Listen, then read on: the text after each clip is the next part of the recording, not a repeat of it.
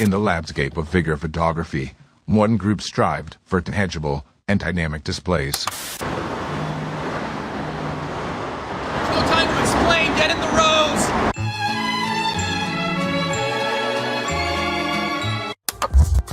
Y'all ready? Yeah, let's go. We are live, Bug. Oh, we are live. Yes, sir. We're officially back at it.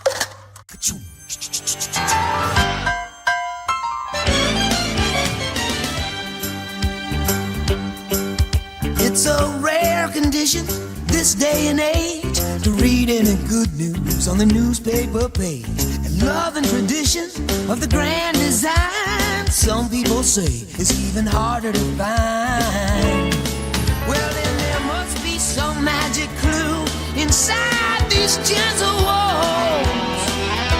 'Cause all I see is a tower of dreams, real love bursting out of every scene.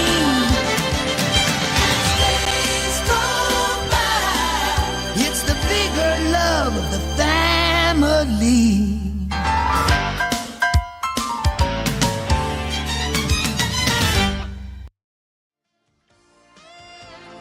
The Articulated Comic Book Art Podcast is filmed in front of a live virtual audience and is funded in part by viewers just like you. Thank you.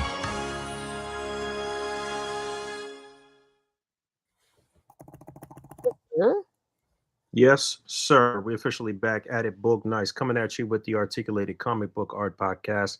This is episode 366. I don't believe you. Might be right. You might be right. Yep. You got it right. 366. What's poppin'? I'm your host, Book Nice. Got my boys with me. Rick Dom, D Walt, Pancheezy, Astroform. Fabio is, I don't know, in another Astroform. On tour. Yeah, him and his maidens. Yeah, his band. Do you follow his band?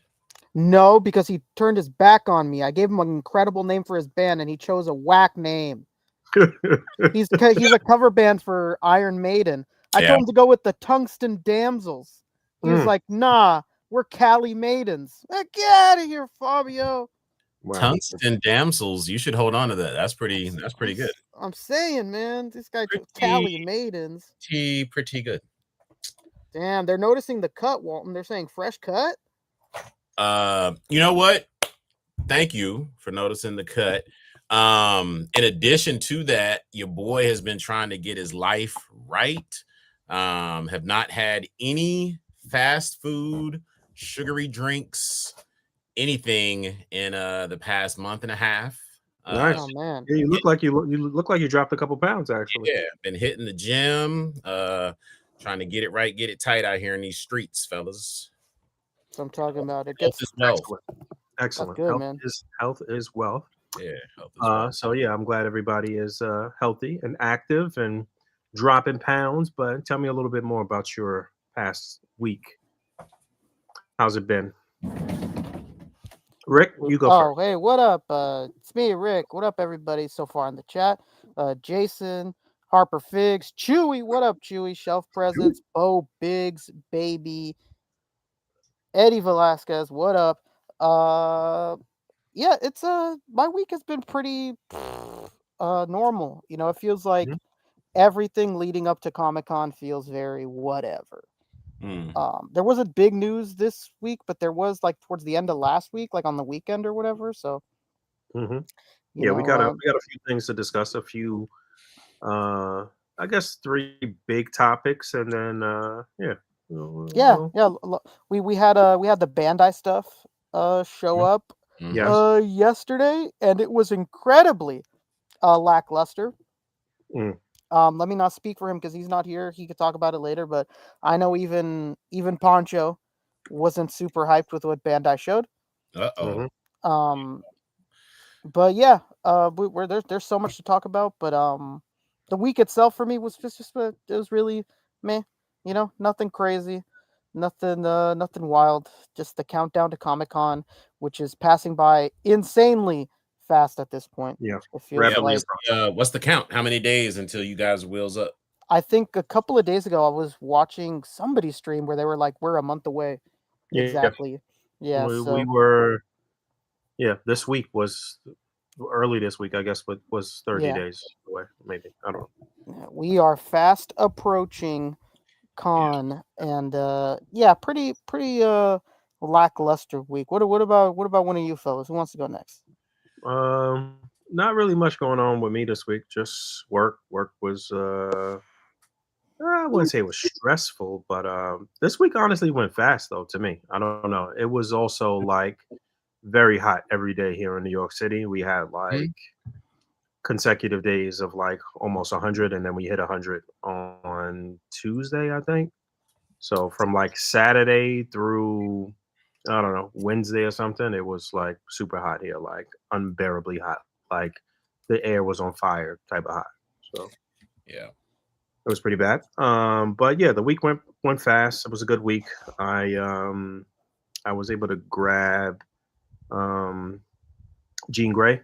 I mean, I had her, but it was where I couldn't get to her at first. So I do have that. And Okay. that was the only thing I got in hand.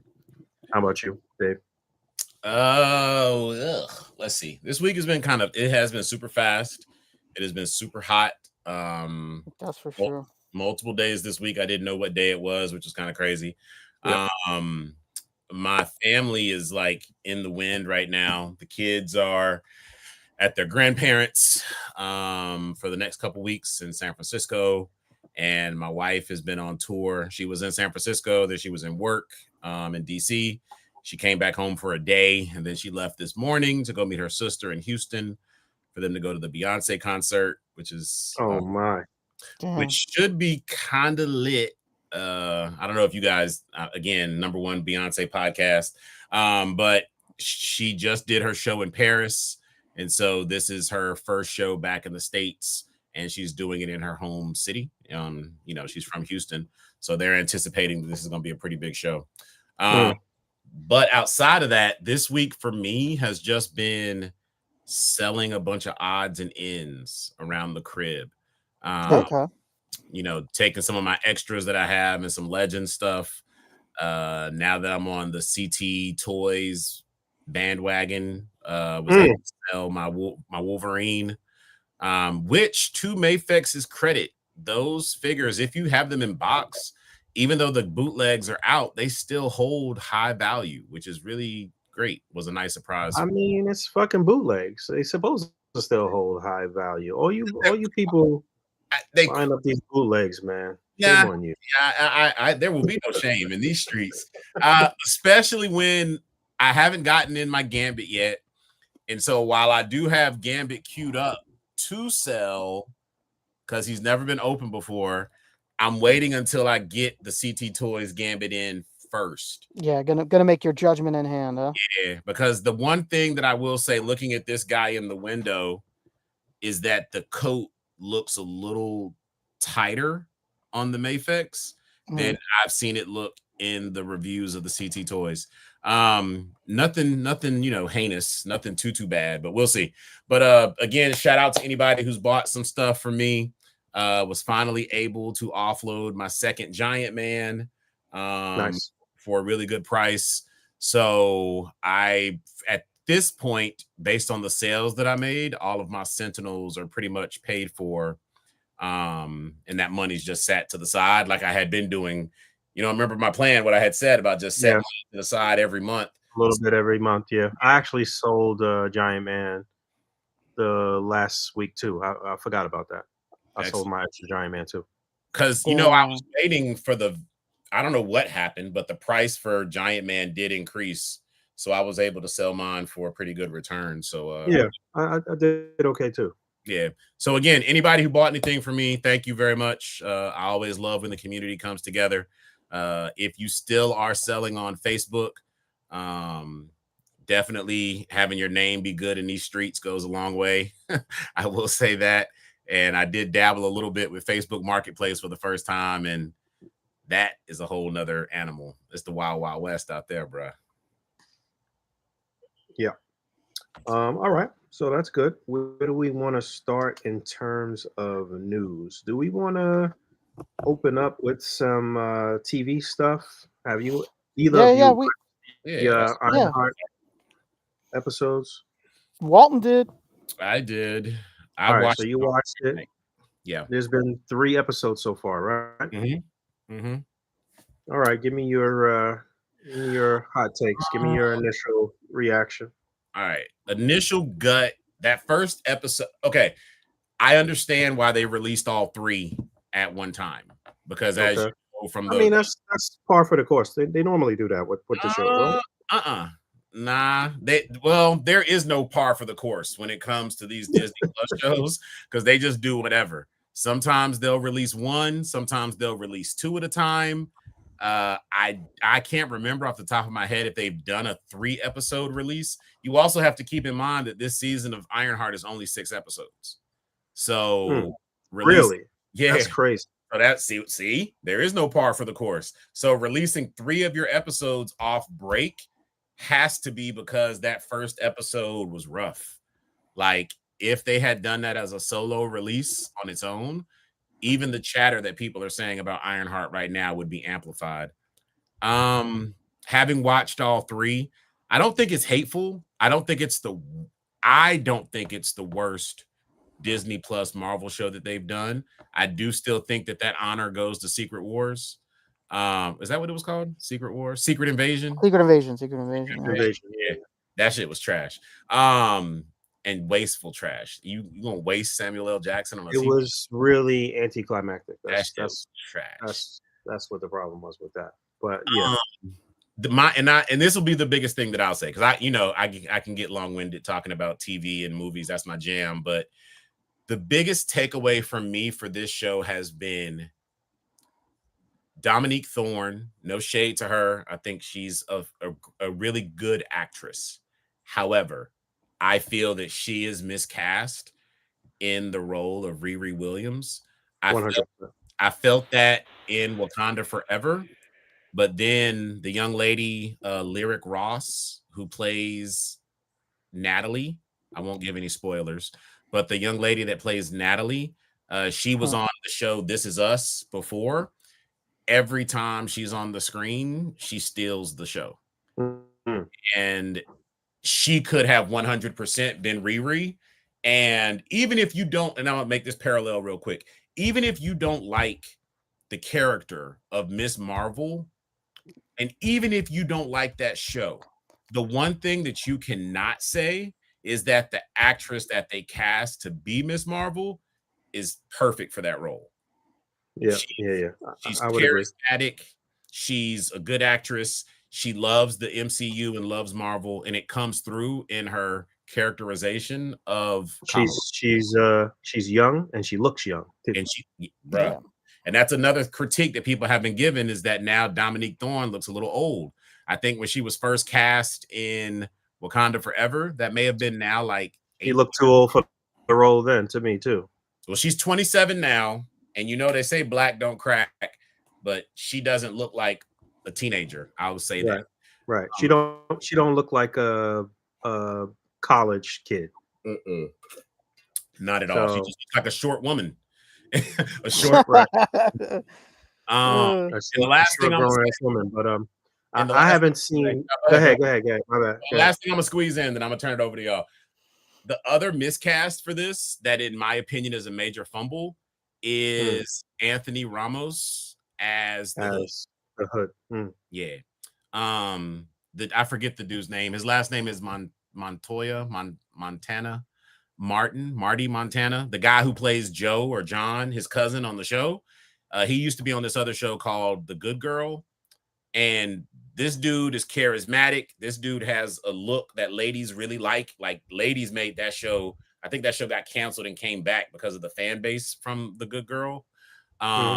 This dude is a great actor and he's menacing, bro. Like he's portrayed a gangster on other shows.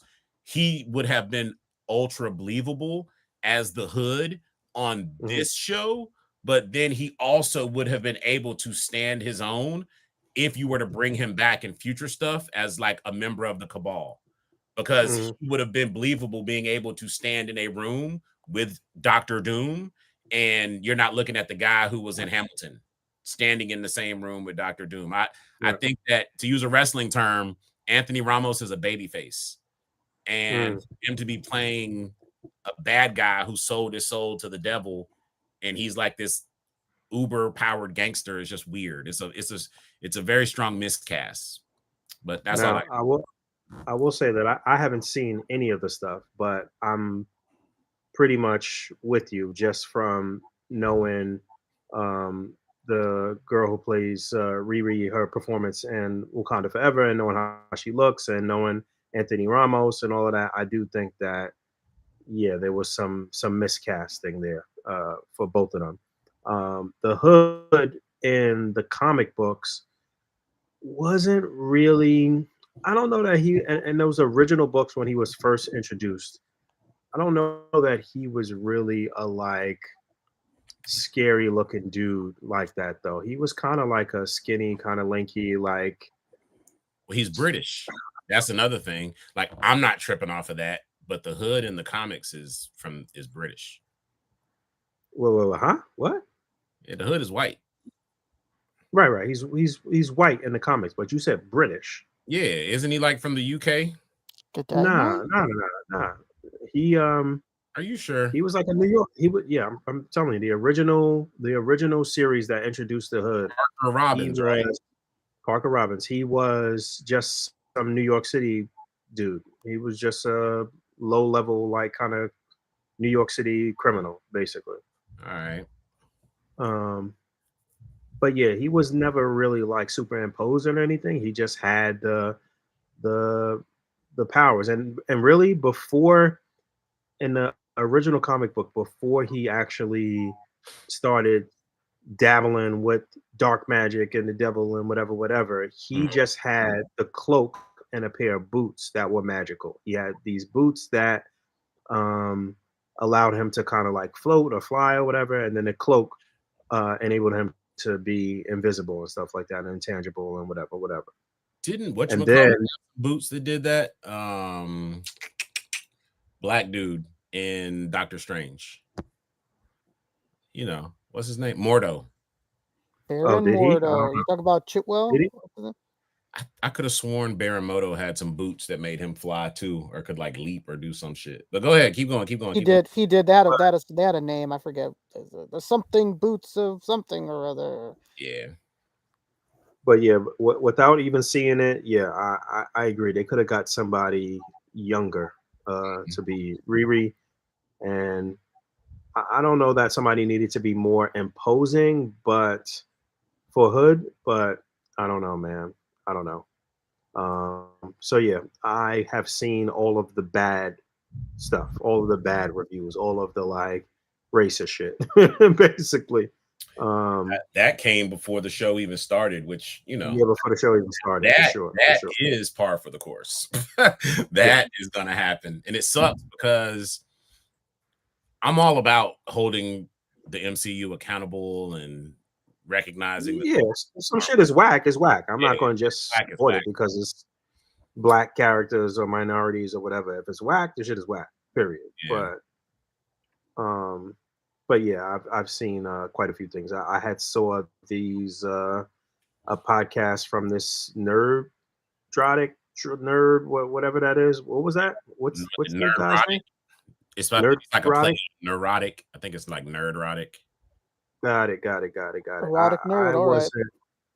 I wasn't really familiar with him. When I saw that name, I was thinking of the other dude in the Marvel Legends community that has a similar sort of. Yeah, exactly. I was thinking of him, and I was like, wait a minute. And then I peeped the clip, and it was just like 7 white boys just doing the most racist jokes I ever fucking seen. So yeah, it's a lot of that going around, obviously. But what did you think about the performances, though? Like, how was the acting? How was the performances overall? Again, it's not the worst MCU show. I do like that it is set in Chicago as opposed to New York. I'm sick of being in New York, man. I'm sick of being in New York. We talked about this a little bit, Rick, that like Chicago has enough of its own personality and enough of its own like ties to like the mob and crime and yeah, for sure, Yeah. for sure. that it makes sense for more heroes to be in Chicago. Yeah, you can definitely explore a lot of that underworld for sure. Yeah, I mean, it's passable, man. I think that for what it is, I think it's interesting. It's always to me been an interesting choice for how they've handled just Riri and Ironheart in the MCU anyway. Like the fact that she has no ties to Tony Stark was really weird to me from the onset. She mentions and alludes to Tony Stark a couple times. They wasted their Tony Stark's sort of like what's the word I'm looking for? Like they wasted that on Spider-Man, though, basically. Like, yeah, you know? they did. So, a character that doesn't need that support. I say it all the time. Spider-Man doesn't need a crutch. Spider-Man can stand on his own and did not need Tony Stark to like give him the pass. And I think that is also a big disconnect for people, is that I've seen a lot of people say that they don't like that they're DEIing Iron Man and that they're like using Riri as a replacement for Iron Man. And technically she's not. Like if you watch the show, her wanting to be the next Iron Man is not her motivation at all. And so yeah, I think it's entertaining. I'm gonna finish it. I would highly recommend for both of you, not highly recommend, but I would recommend for both of you to just give it a watch to see kind of like the direction of how the MCU is doing right now. Yeah, it's on my list. I'm gonna watch it. I think it's a good time. Yeah, I'm gonna check it out. I've watched worse. I know, and you know me, Rick. My unpopular opinion is that I watched both seasons of Loki, and the way that people glaze that show, I just don't get it. Like I know Loki was fun though. It was to me, for me, Loki is how you kind of describing this, but it was better. It was definitely better than what you're describing, but it was just a fun watch to me. With a lot of great ties and tie-ins to everything that was happening in the main movies, basically. I will say Loki has better acting than this show and has better writing than this show so far. But Loki never really connected with me. I don't know. Let me ask you this: was it like a lot of like cringe moments, like with the vernacular and? Was that a thing? Nothing feels, in my opinion, nothing feels like forced. Like I know what you're saying. Are they like making it feel like unauthentically like black, or are they BET in this shit? And right. They are not. Like you can tell Ryan Coogler has his hands in this. He's not directing, but he's executive producing. And that's the one thing so that's the one thing about it being in Chicago, I will say. If you've ever been to Chicago, if you know people from Chicago, if you got family from Chicago, that part of the show does feel authentic. Okay. All right. So yeah, I wouldn't say, and again, I think that different people are going to feel differently about it, because as a black person, I don't feel that it's phony, but other people who this may not be for them, they may feel some kind of way about it. Look, maybe that's why Loki didn't connect with me. Maybe. Look, my lack of Norse heritage. White demigods don't click for me, bro. Resonate with me. Does doth wear mother's drapes, as Tony said. Yeah, maybe that wasn't gelling with me, and maybe that's why. Doth mother know you weareth her drapes? But yeah, so I say there's a white Jesus on David's wall at home. Yeah. I say watch it. I say for anybody that's in the chat, watch it. Give it a shot. I make it past episode 1. Like that, make it past episode 1. If you make it past, then you might be all right. Make it past episode 1, and the special effects are pretty good. She does have a lot of moments, not a lot, but she does have moments where she like suits up and wears the suit, and that part is cool. Actually, there's a character on there, which is funny. Rick, I didn't realize until I was like on episode 3 that one of the main characters on there is the dude who played Han Solo in the Solo movie.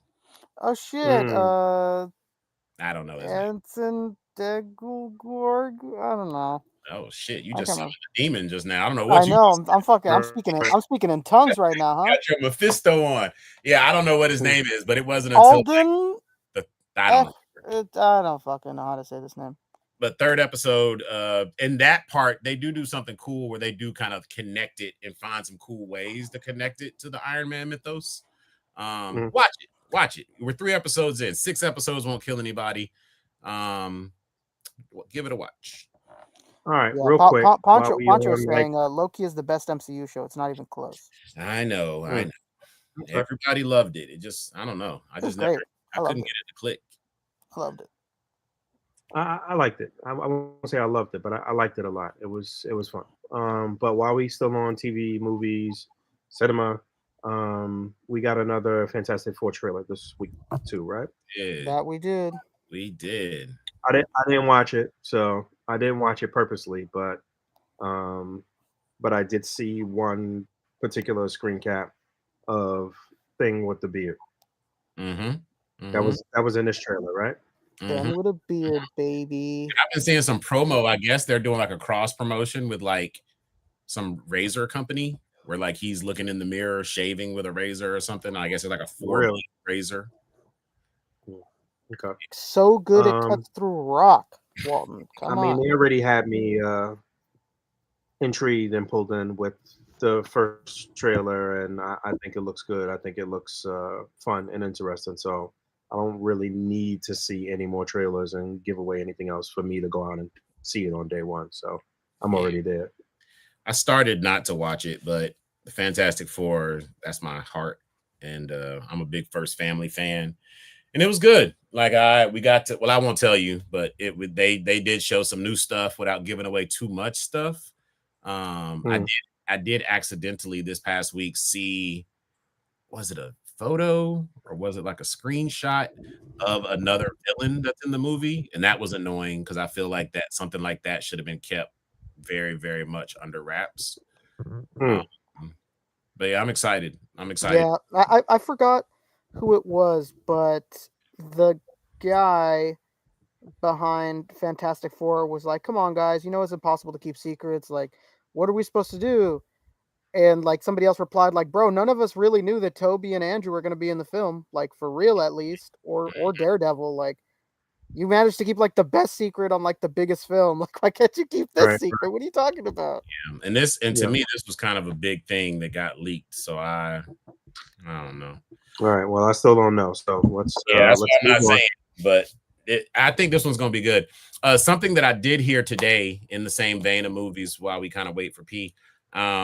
Reviews are starting to come back from the final cut of Superman. And a lot of people are saying this Superman movie is basically the Superman, the animated series, live action. What the tone and everything feels like. They're saying that James Gunn did his thing and that this feels like how the tone of the DCU should feel. Nice. We'll see. I like that. Yeah, I wish that tone had Robert Pattinson as Batman, but all right. I think we'll get there. I hope. No, I don't. I hope we'll get there. You and I have talked about this a lot, and it's definitely his ego and his pride that's like not letting him fully just turn the reins of that over to Matt Reeves. But I think it would work out great to have Matt Reeves just handle everything Gotham. So then that way it helps with that whole dichotomy between Batman feeling very different than Superman. But I don't know. I don't know what's stopping them from seeing it that way. Okay. All right. Well, where do we want to start in the world of toys? I guess this past week we had yesterday we had the final Marvel Legends Gamerverse pre-order go up in Juggernaut. Right? Yeah. Juggernaut went up. Big Jugs himself. Oh, I'm sorry. It wasn't the final one. I keep forgetting. They haven't given us an actual date for the final one yet, but the final one will be. What? There's a final one? Yeah, Machine and Omega. That didn't go up? No. It got pushed, I think. They saved the worst for last. I was about to say, they saved the one with the least amount of hype for last. Yeah. Right. And that's the only one that was the Walmart exclusive. So I don't know why that one got pushed back. It's probably Walmart's doing. Maybe they're waiting for like a collector con thing. Maybe. Maybe. Yeah, so Juggernaut did drop this week. I shared with you guys today that he did sell out on Amazon. I don't know if he sold out on Pulse. Let me check. But what did you guys feel about that price? The final price of $64.99.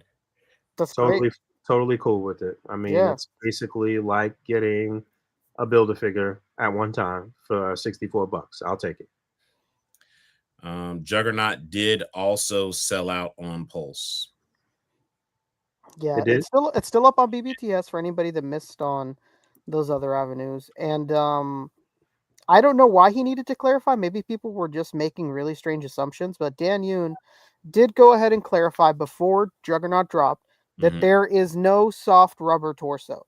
It's hard plastic, you know what's funny? I saw someone this past week, I believe, basically outlining all of that, but they weren't somebody from the Marvel team or from Hasbro or whatever. It was just like a regular person.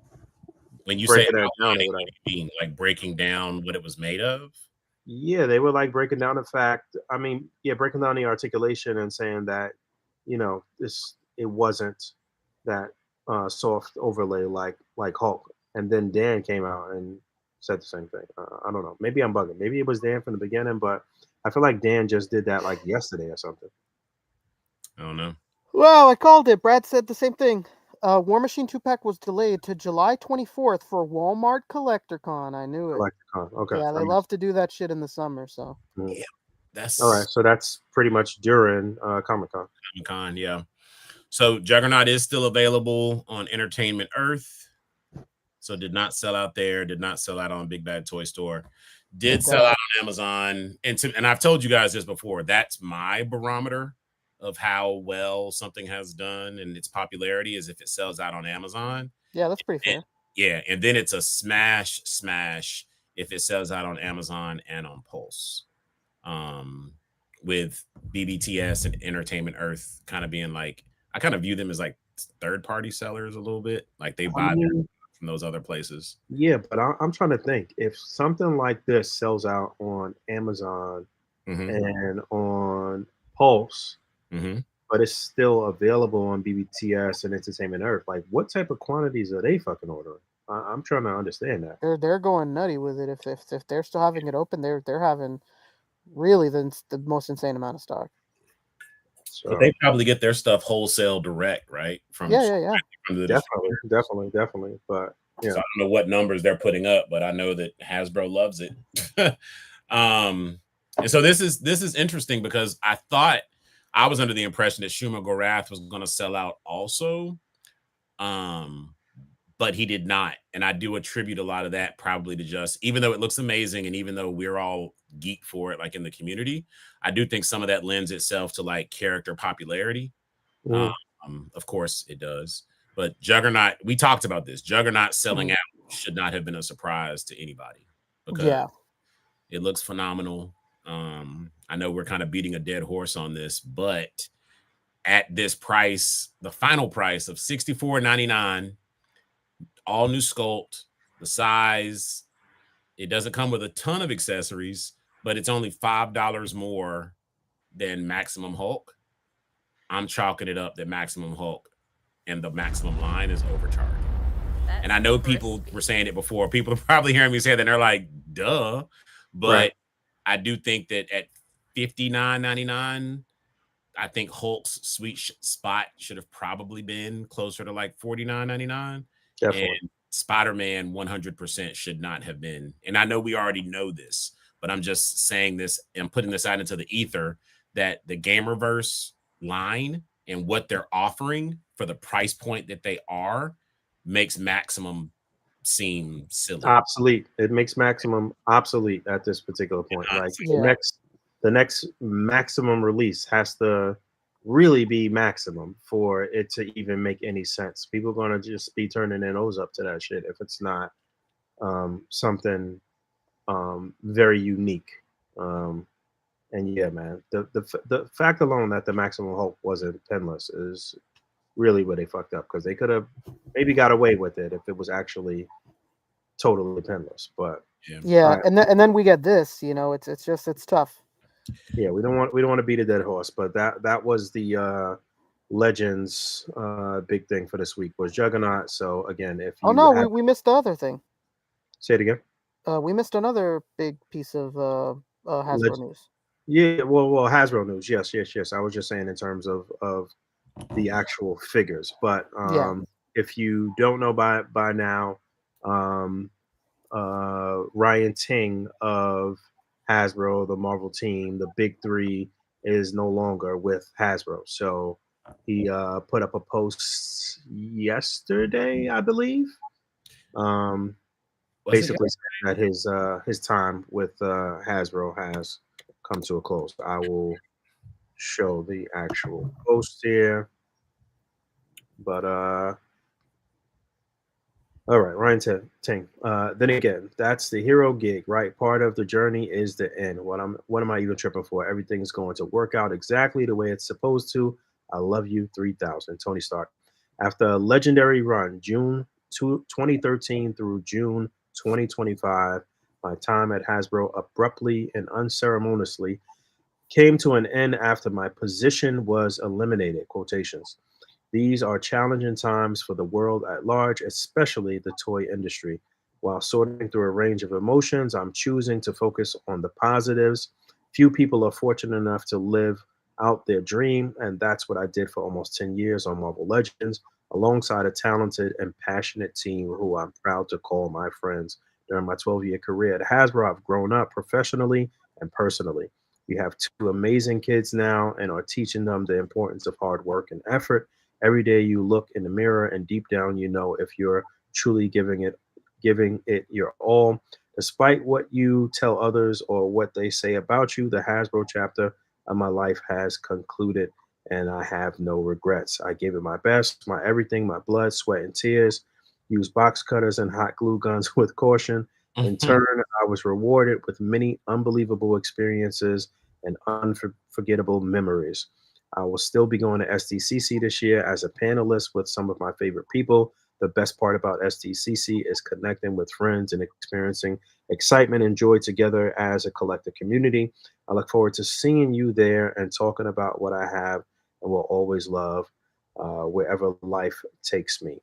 Toys. So that was Ryan's post. He had quite a bit of people commenting, all of the big and small and big and small and in between names in the community, shouting them out, showing them love, and basically wishing them well. So obviously, we want to wish Ryan well as well, and hope everything works out for him. He did mad shit for Marvel Legends and for collecting in general, and he will be missed over there. The big three is no more.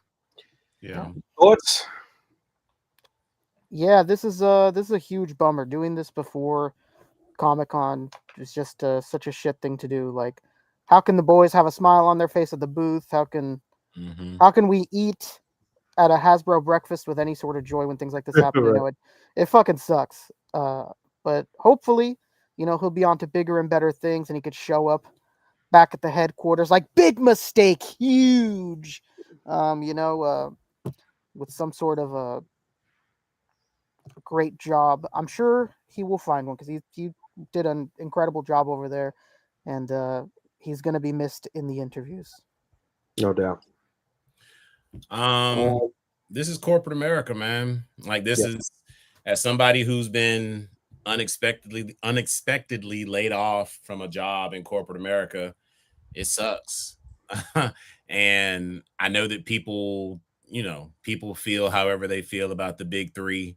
I think that some people truly don't even understand what it is that the big three do over at Hasbro, because that's stuff that people complain about. I'm like, you do know their job is marketing, right? Like, I don't think that some of the complaints that people have had about them in the past like really apply to what their job is, but that's either here nor there.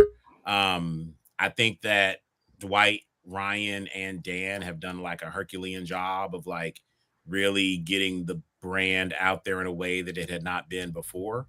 And I know this sucks. I hope that everybody in the comments and everything is just trying their best to be like decent human beings online, because outside of this hobby, outside of these toys, Like, this is a man who is a husband and a father who, like, just unexpectedly, as he said in that post, lost his job.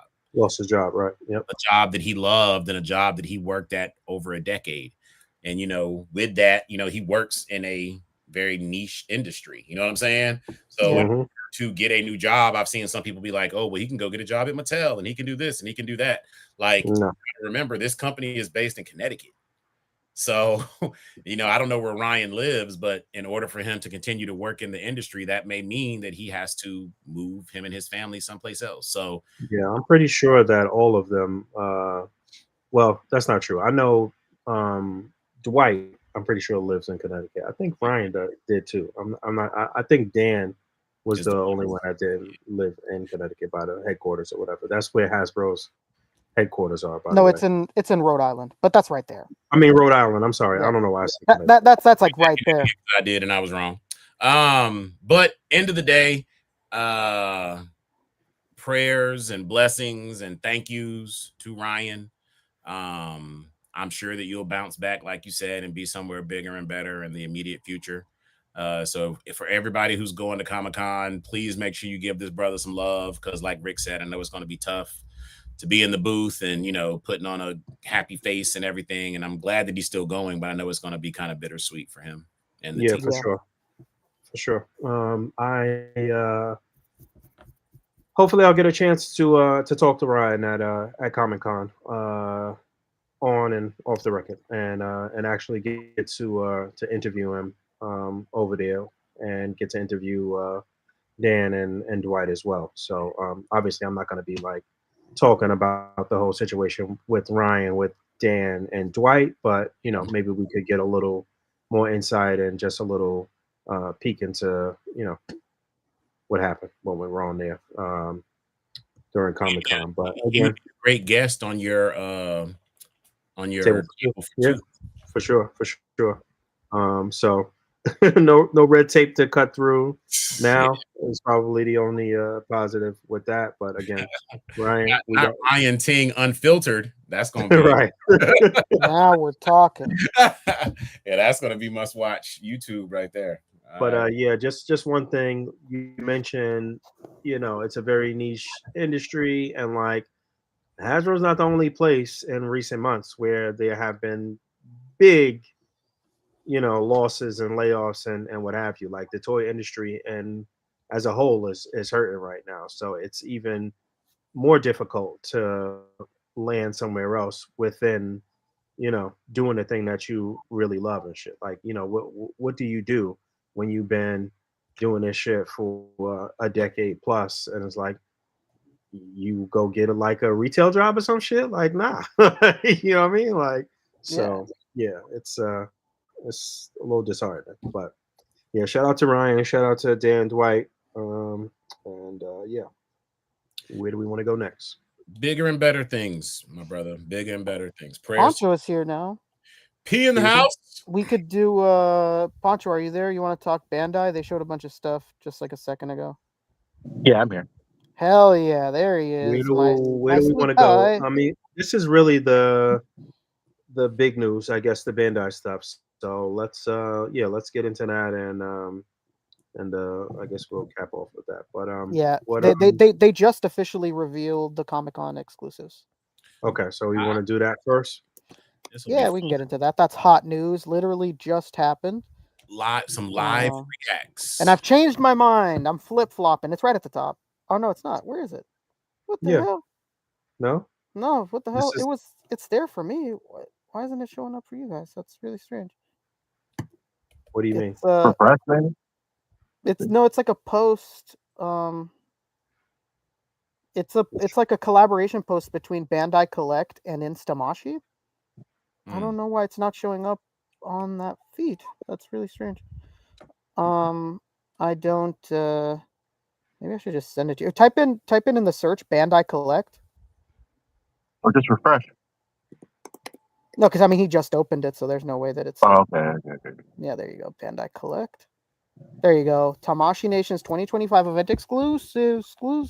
I mean, the official reveal is on Tuesday, but they basically showed everything. There's the Beast Gohan. He looks glittery. He's got an effect. And There he is. there he So is.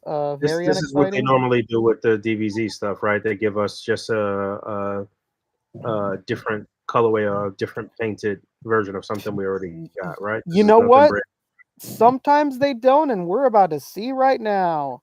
Oh, really? I don't Okay. think it's in So, the next one, but the one after it. So the but next one but is Beast Gohan is just a repaint, though, right? yeah, for the right, Pancho. Am I tripping? Yeah, well, it has pearlescent paint. It has that coat of pearlescent paint meant to emulate how they look in their auras. That's their like official explanation of why they use pearlescent paint on it. And then it comes with like a beast aura as well, which is it's like the new style aura that came with the Super Saiyan 2 Goku that has like the electricity and stuff, which is really nice because those old 1.0 auras were kind of getting like they're kind of showing their age. This is kind of cool. Beautiful. Okay. And then we have We got the Great Ape, baby. This is really almost nothing done with it as well. This is just like a saturation change. Am I tripping, Pancho? Is that the case? Yeah, it's just like a brighter, more vibrantly colored version of Zara Vegeta. Like it. If you want to do the mental gymnastics, you can say it matches like the battle jacket Vegeta that we have already, where he's in the armor with like the shoulder plates and stuff like that. But like, I don't know, dude. Like 10, 15 seconds in Lightroom can net me the exact same results. So it it really is not. It's not like speaking to me. I will say, like, for people that missed out on the first release of this is great. And I think like I've known from the jump, but I'm really starting to feel it now that like these event exclusives are catering more and more to people that are just joining the line now that had no way to get this stuff because they didn't even know they wanted it like 7 years ago when it dropped or something. So that stuff is really cool, but specifically for me, somebody that wants to 100% the line, like this is becoming a chore. And I know I am in like a percent of the 1% in this. Like this applies to nobody else but me. No, I get that. Yeah, this would definitely be a pass for me because I have the original one, and yeah, I don't know that I need a big ticket item like this. Just a repaint of it. I don't know. Yeah, how you gonna take it? How you gonna take it back? Right, that too. Mail it back to myself. Yeah, and this thing is big too. And I would rather spend the money for this on something else that I missed. Like I haven't got what's the the dude that Mr. Lee was using at Silver Surfer the other day. The silver guy. Silver Cooler? Cooler. Yeah, Cooler. Yeah, metal cooler. Yeah, that's a great one. Metal Cooler. I never got that. Yeah. And this next one was that would be. Sorry, Ray. Go ahead. Oh no, because I saw him hovering over the mouse, so I was like, "Oh shit, he's about to change it." Because so go ahead. He didn't change it. Okay. This is crazy. I think this was nice at all. I didn't want it. Now I do. Okay, this is what we were talking about. Where sometimes it's not just the paint; they just fucking gave us a throne. Well, no, this is a repaint too, Rick. Because he has the manga accurate arms.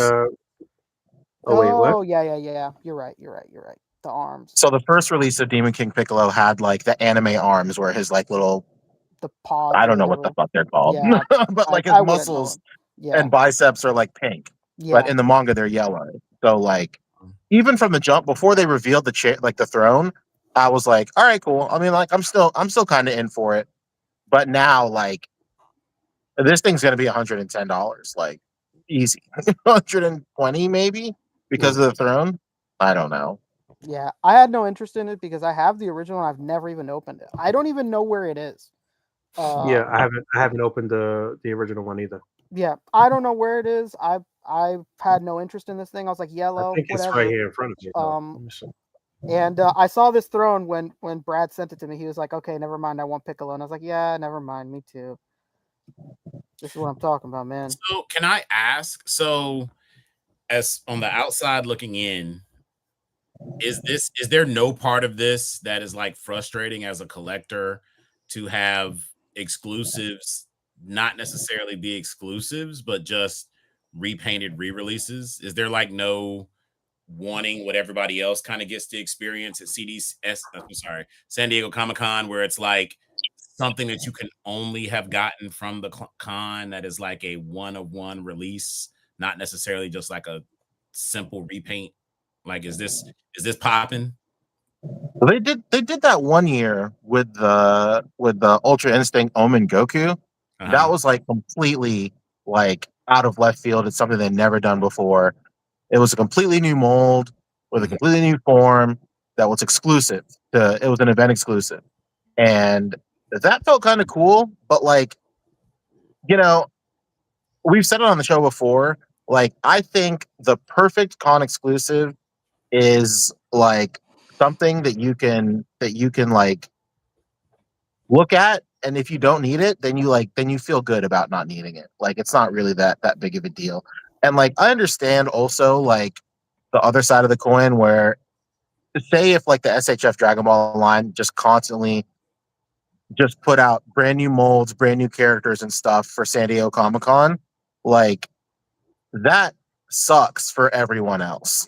Like, and even though that they do now release these on the website like a couple of months later, like that website is a living nightmare to navigate on a drop. So like for like the overall better good of like the community and like the whole like fandom, like I get that like it's not always going to be new molds, new characters and stuff for SDCC or like event exclusives and stuff. I think this is like a good middle ground. Like when they do like really smart stuff, like this King Piccolo, I think is like the perfect SHF Dragon Ball event exclusive. Like it's a recolor that is different from the King Piccolo that you have in your collection. Like, because it's from the manga, and the one that came out before is from the anime, and it comes with something new. So like, yeah, that to me is perfect. And Brad just pointed out that's a new face. He does not come with that. Oh yeah, hell yeah. Yeah, see, that's perfect. I think that's great. Yeah, I'm the same way too. I do understand the side of the coin where like it's so sick that you're at Comic-Con and you have something unique to you being there. But I just really love the fact that I saw at first all these exclusives and I was like, cool, I don't want none of this. Hell yeah. Oh yeah, it is a new face. It was nice. It was nice to feel that way. And then I saw this fucking throne, and now I don't feel that way. So yeah, I think the throne, and again, this is outsider looking in because I don't collect this line, but yeah, I do think that feeling, and we've talked about this offline before, about that finding the perfect balance for a Comic-Con exclusive is like a tricky game, right? Like I think that the G.I. Joe team has done a pretty good job of that, especially this year with that Cole Slither pack. Again, everybody who's into G.I. Joe knows who that is. Is that a must-have for everybody? No, because it's pretty obscure. Yeah. But for the people that want it, it becomes like a really cool keepsake item. You know what I'm saying? And so to hear that they have done it in the past, like in my opinion, if I were a Dragon Ball collector, I would look forward to SDCC, and that would be a time that they would show out and do like a bunch of obscure characters that you may not get another time, or who may not be the most popular character, but for diehard fans that are going to be at the con anyway, it's like we're looking out for you. And I don't know, like hearing you say that like this is an opportunity for people that missed it to get it. Are those really the people that are going to be at Comic-Con? You know what I'm saying? Like if you're spending the bread to go to Comic-Con, you're like in this shit. Well, so the thing about these Dragon Ball event exclusives is like they're not just at Comic-Con. Like they will do the whole con circuit. Like they'll have leftover stock for like for the New York event, the Tamashi New York event, all that stuff. and probably some of the stuff will show up at the Tamashi stores in each city that they have those new stores. So it's not even I a could see that. true Comic-Con exclusive. No, Nature of what I mean, it's a con exclusive. You could say that. They call it that's why they event call them event exclusive. exclusives. Yeah, Event exclusive. Yeah. And then, like, the most important part is like they throw them up on their website, like a month or so later. And when they throw them up, when they put them on the website, that's when they take orders, and then that just gets printed at a factory, like at a later time or whatever. So they're not usually selling you get it the their initial following year. stock. Got it. Yeah. So like that's also, like, side note, like a really nice way to gauge Tamashi Nation's like turnaround time for factory process and all that stuff. How long it takes for the pre-orders for the event exclusives to roll out, for sure. No doubt. All right, I don't want to spend like a ton of time on. No, that was a good explanation. Thank you for that. I do think this is a great exclusive right here, but just because of the addition of the throne, and also it's different enough with the paint job to warrant, I think, an exclusive. So. And a new head. It's funny, this moment right here. This is him saying that there's going to be a Piccolo day. Yeah, that's the Piccolo and like he's a brighter green too. Yeah. So like, yeah, he's brighter. Yeah, it's the other different one enough. Darker. Yeah, the other one's like an olive, darker color. Yeah, it looks good. I'll buy this one. No doubt. All right. Moving on with other Tamashi exclusives. We don't know what this is. I mean, we know it's Godzilla, but we don't. I guess Tuesday they're waiting. I think for it's Godzilla -1. Yeah, in some sort of color. Okay. In some sort of color variance, right? Mm-hmm. Have they done a black and white -1 yet? Oh, maybe not. What did you just say, P? If they did a black and white. Yeah, I just asked that same question too. Have they done a black and white one yet? Maybe that'll be it. Yeah. I'm assuming they didn't show this one because this is the only thing that. Are these the only things that'll be new at Comic-Con? As far as exclusives, yeah, Bandai, but Bandai always has like early releases there, or like first, right. Like, yeah, they do those, but we don't know those until we get to Comic-Con. Okay. Okay, so the other big news from Bandai would be Cyclops, right? Yes, but that's not on this page because this is Bandai Collects. We gotta go back to Tamashi, baby. Gotta go back to Tamashi, got it. Yeah. It's been later now. Yeah, because I mean it happened like on Sunday of last week. Day is. All right. Scotty doesn't know. Bandai Tamashi Nations SH Figure Arts has thrown their hat in a ring for Gamerverse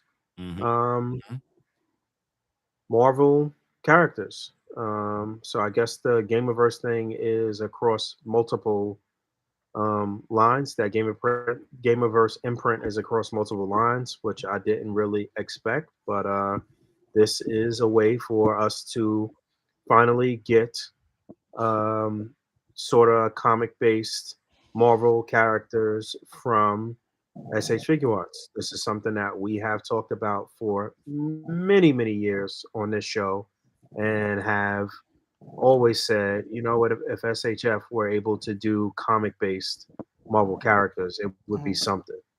And so that's what we have here. We have Cyclops, and it looks like the pre-orders will go up on July 1st. But obviously they are modeling this directly after the game, including all of these like moves and poses and stuff here are directly from the game. Now, the controversy with this guy is that people do not like this whole sort of like thong situation with the articulation and the pelvis, but this is the same articulation that we've been getting on some of the more modern Spider-Man figures in terms of posability and range of motion. It does work very well, but it does look a little wonky, a little funny, and some people say that this is kind of outdated as well.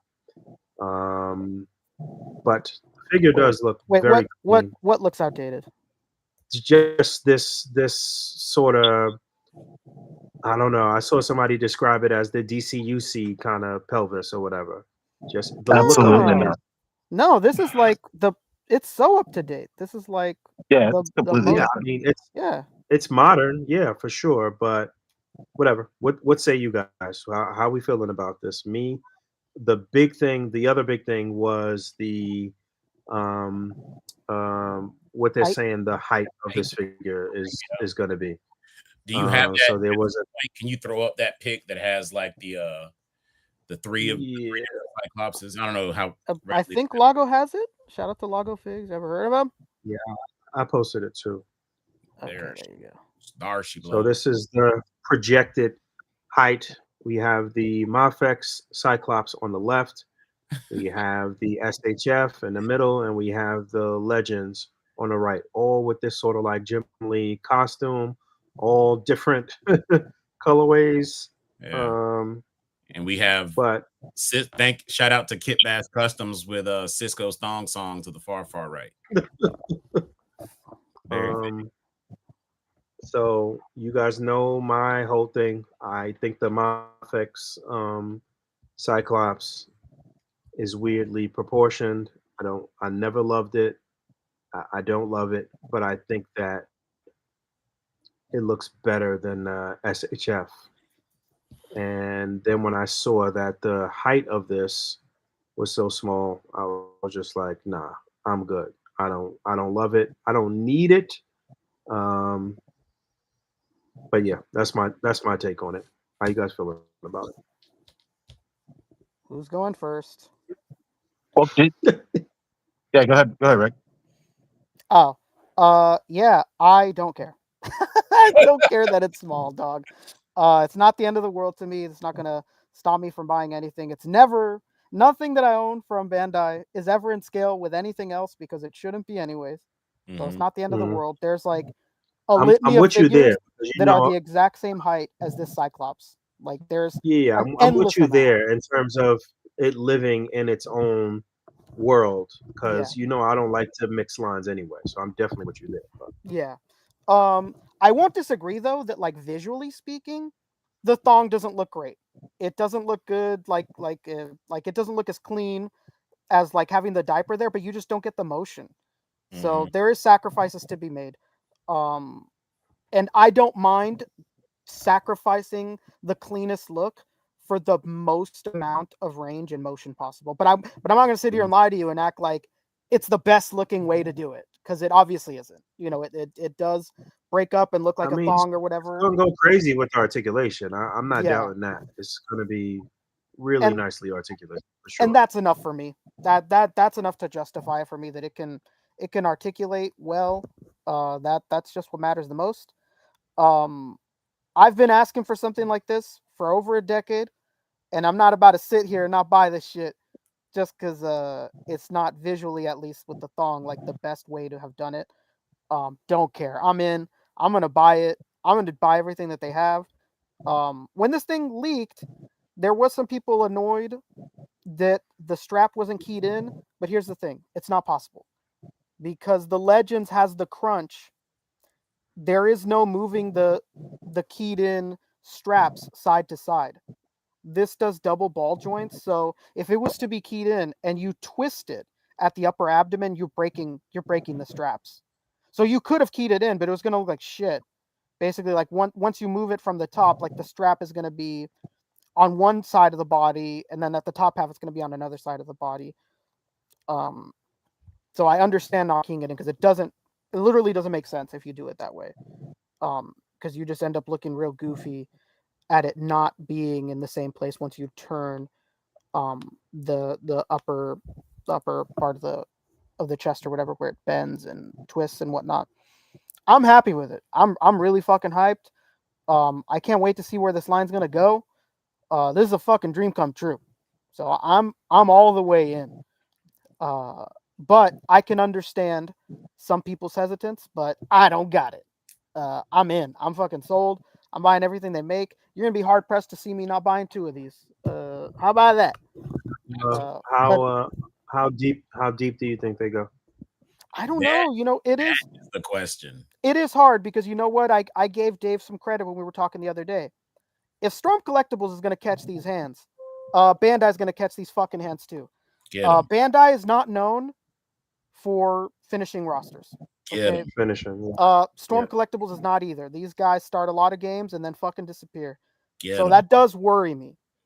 Even if we see samples from them or they announce a character, don't mean shit. Until there's a pre-order up, it doesn't mean anything. So that is one place where I'm really worried. And that's honestly one of the biggest reasons. Tell me this. Yeah. Give me the top 5 characters that they will complete. Well, we've already seen it, right? Didn't we already see a list of who's coming? We saw a leak list that had Wolverine and Cable on it. Yeah. So I mean, okay, let's say those are in the first 5. What would you do for the next 2? I would love a Psylocke to be next, because I would hate for this thing to just be a pure sausage fest. It would be a waste of the thong design not to have. Yeah, it's perfect for that setup. And 5th, I don't know. I'd be really annoyed if they did anybody that Mayfex had already done. Like, I don't want to see them do it Captain America or Iron Man that fast.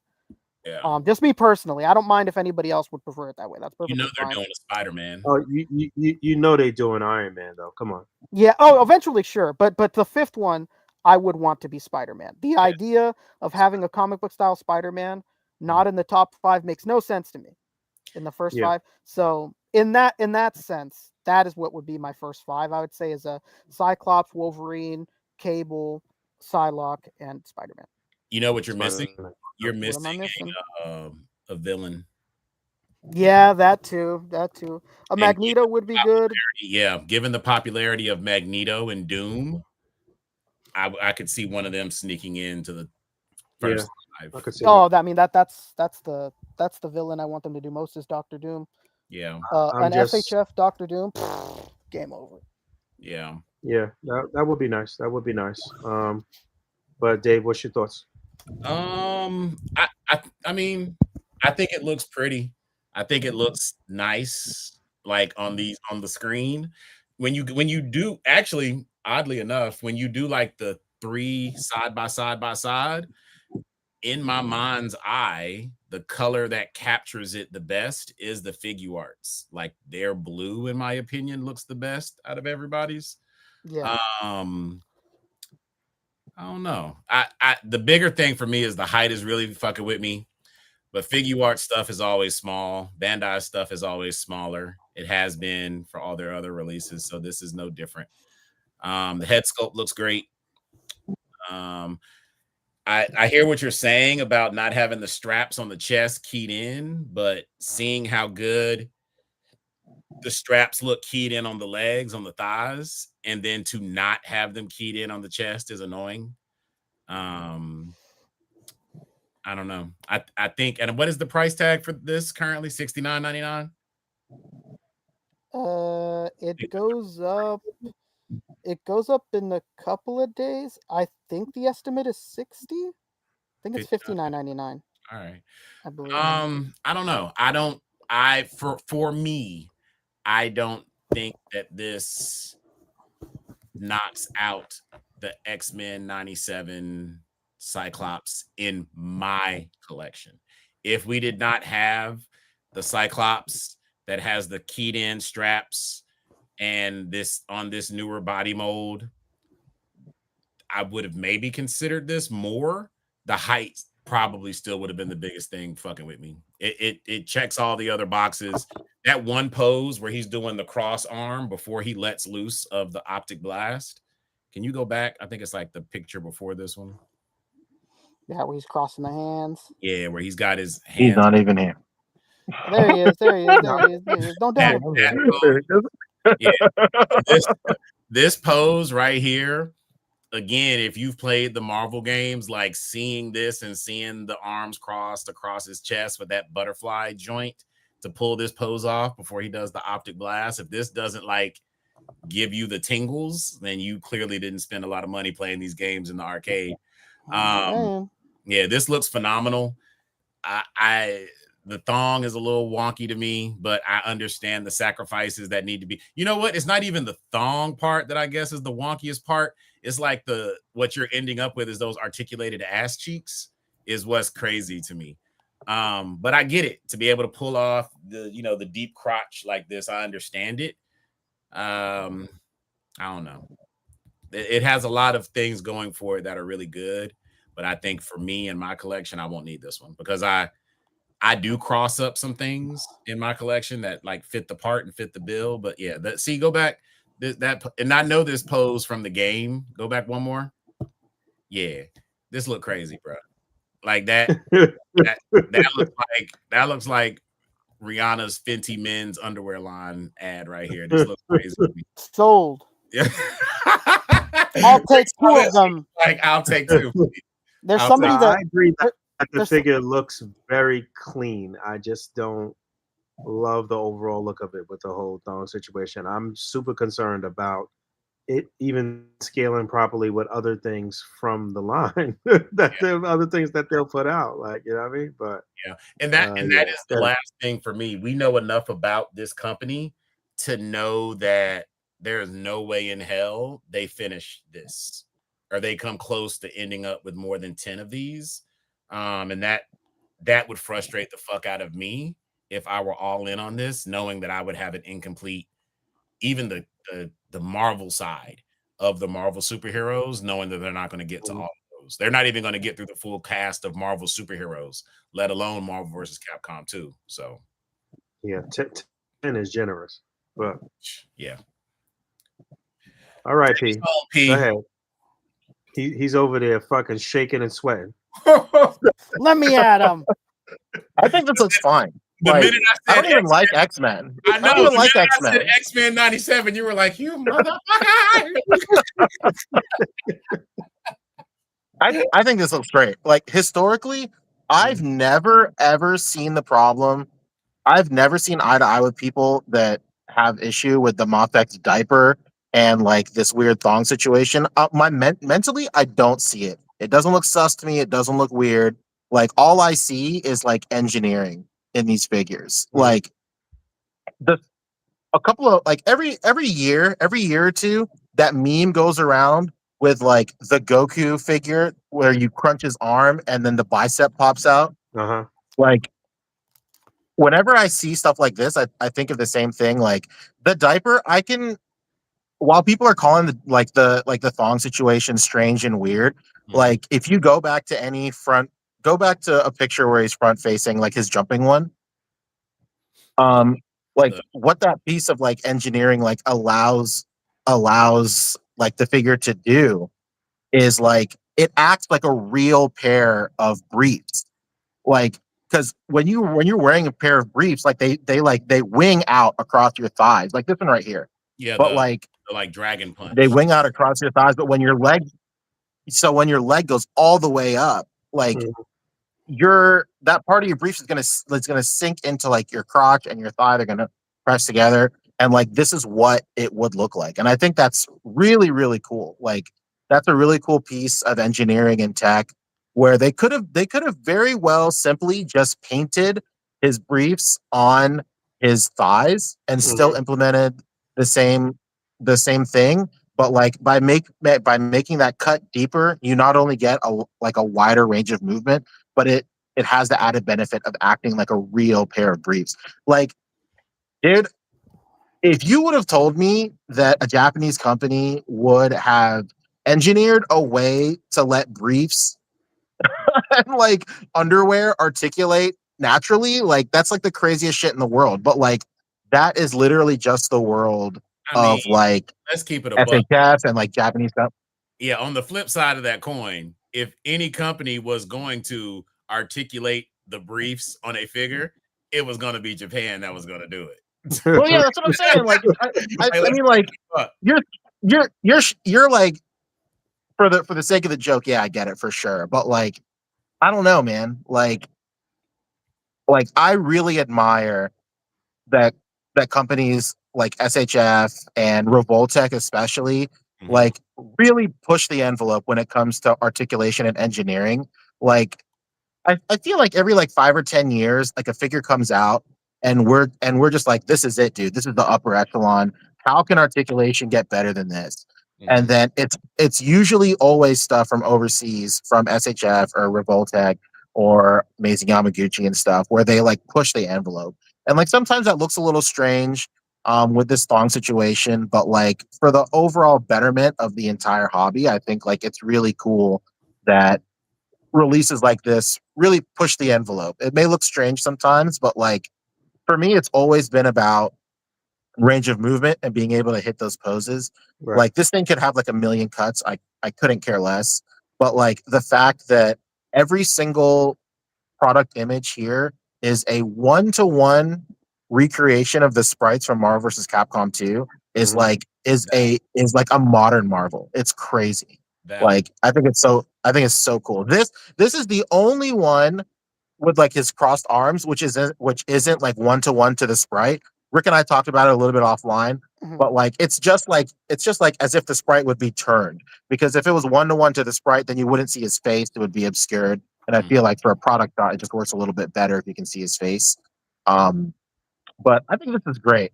I think the proportions look cool too. I can understand how if you're used to a certain look of Cyclops and a certain art direction of Cyclops, like this might look a little wonky. Again, I've never been super into X-Men, so the only image of Cyclops that is burned into my brain is Marvel vs. Capcom 2 Sprite and like the pixel art portraits of Marvel vs. Capcom.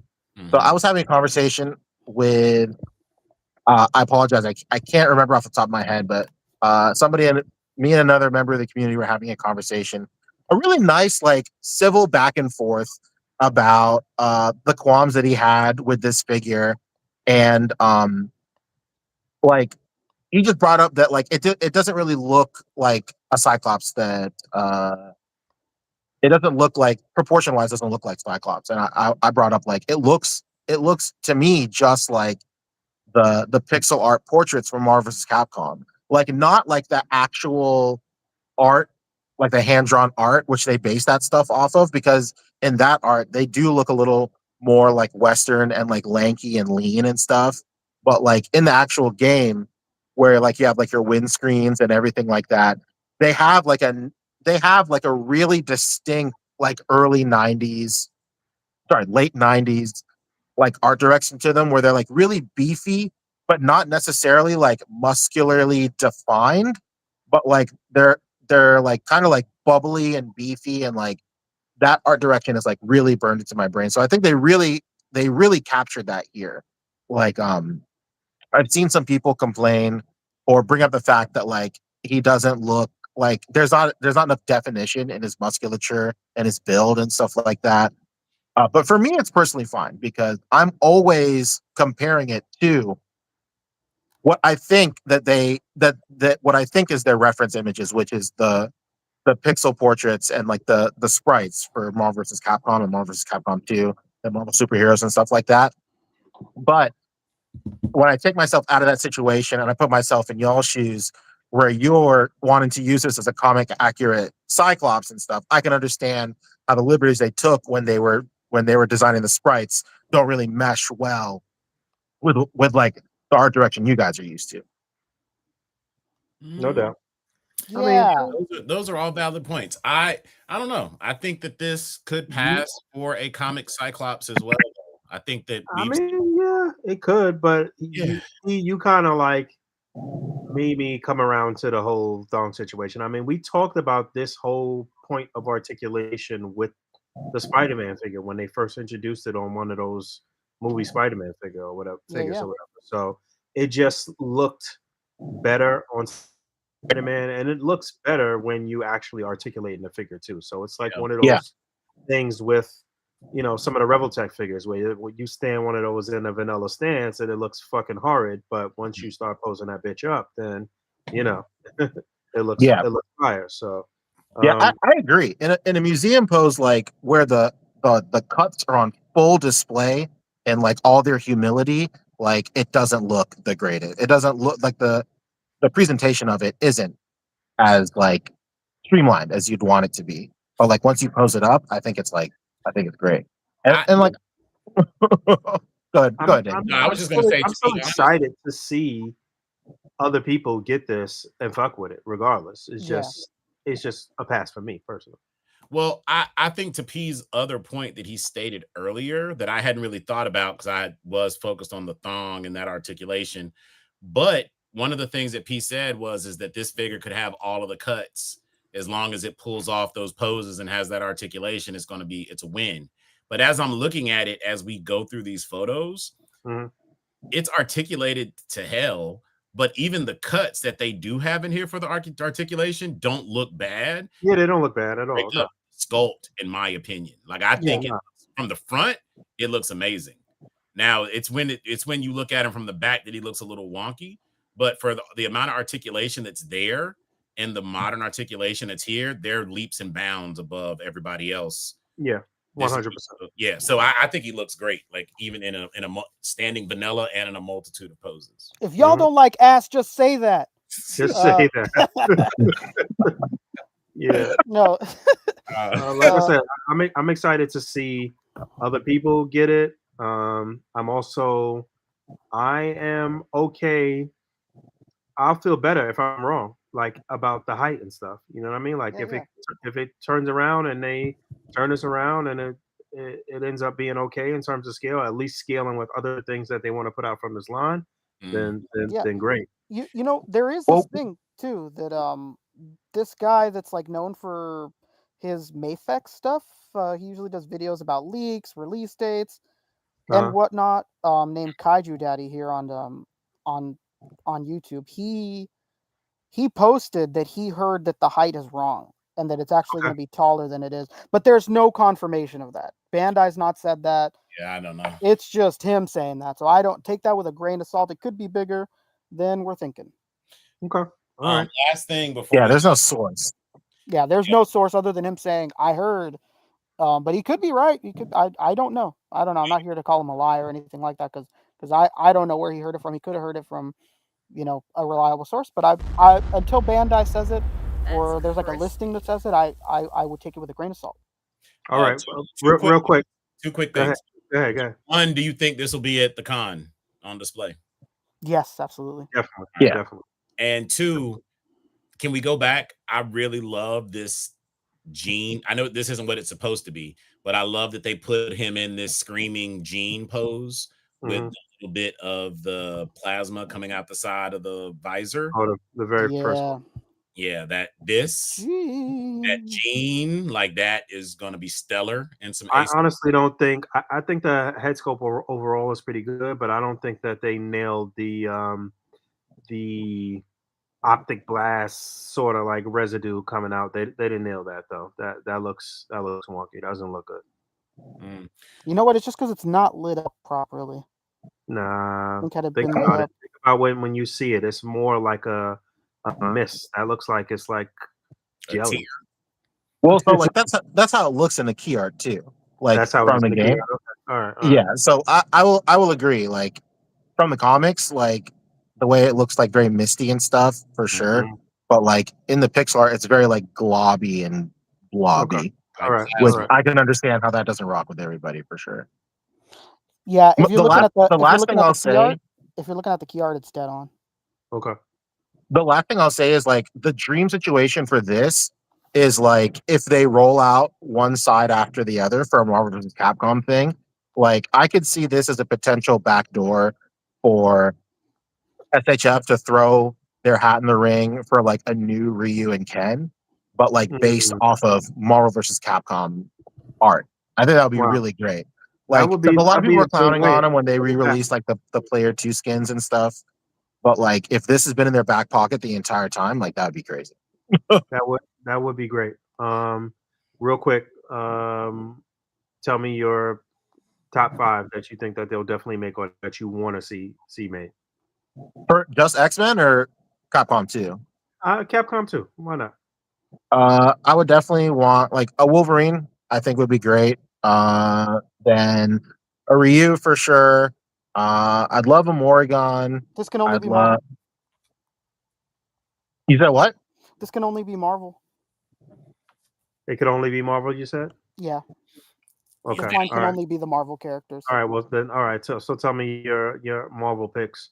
This would be our very first Wolverine from Bandai, huh? Well, did it say that it's only Marvel? Yeah, it is. Gamerverse is a Marvel only name. Funko Pops, they're from the video games, are all called Gamerverse. Marvel Legends are all called Gamerverse when they're from the games. And this is very interesting. it's like a Disney initiative. I don't know why it's a terrible name. That name sucks. I don't think the name is bad, but you put me on the game when you said that's across everything, which is interesting. Yeah, it's across all the lines they do it in.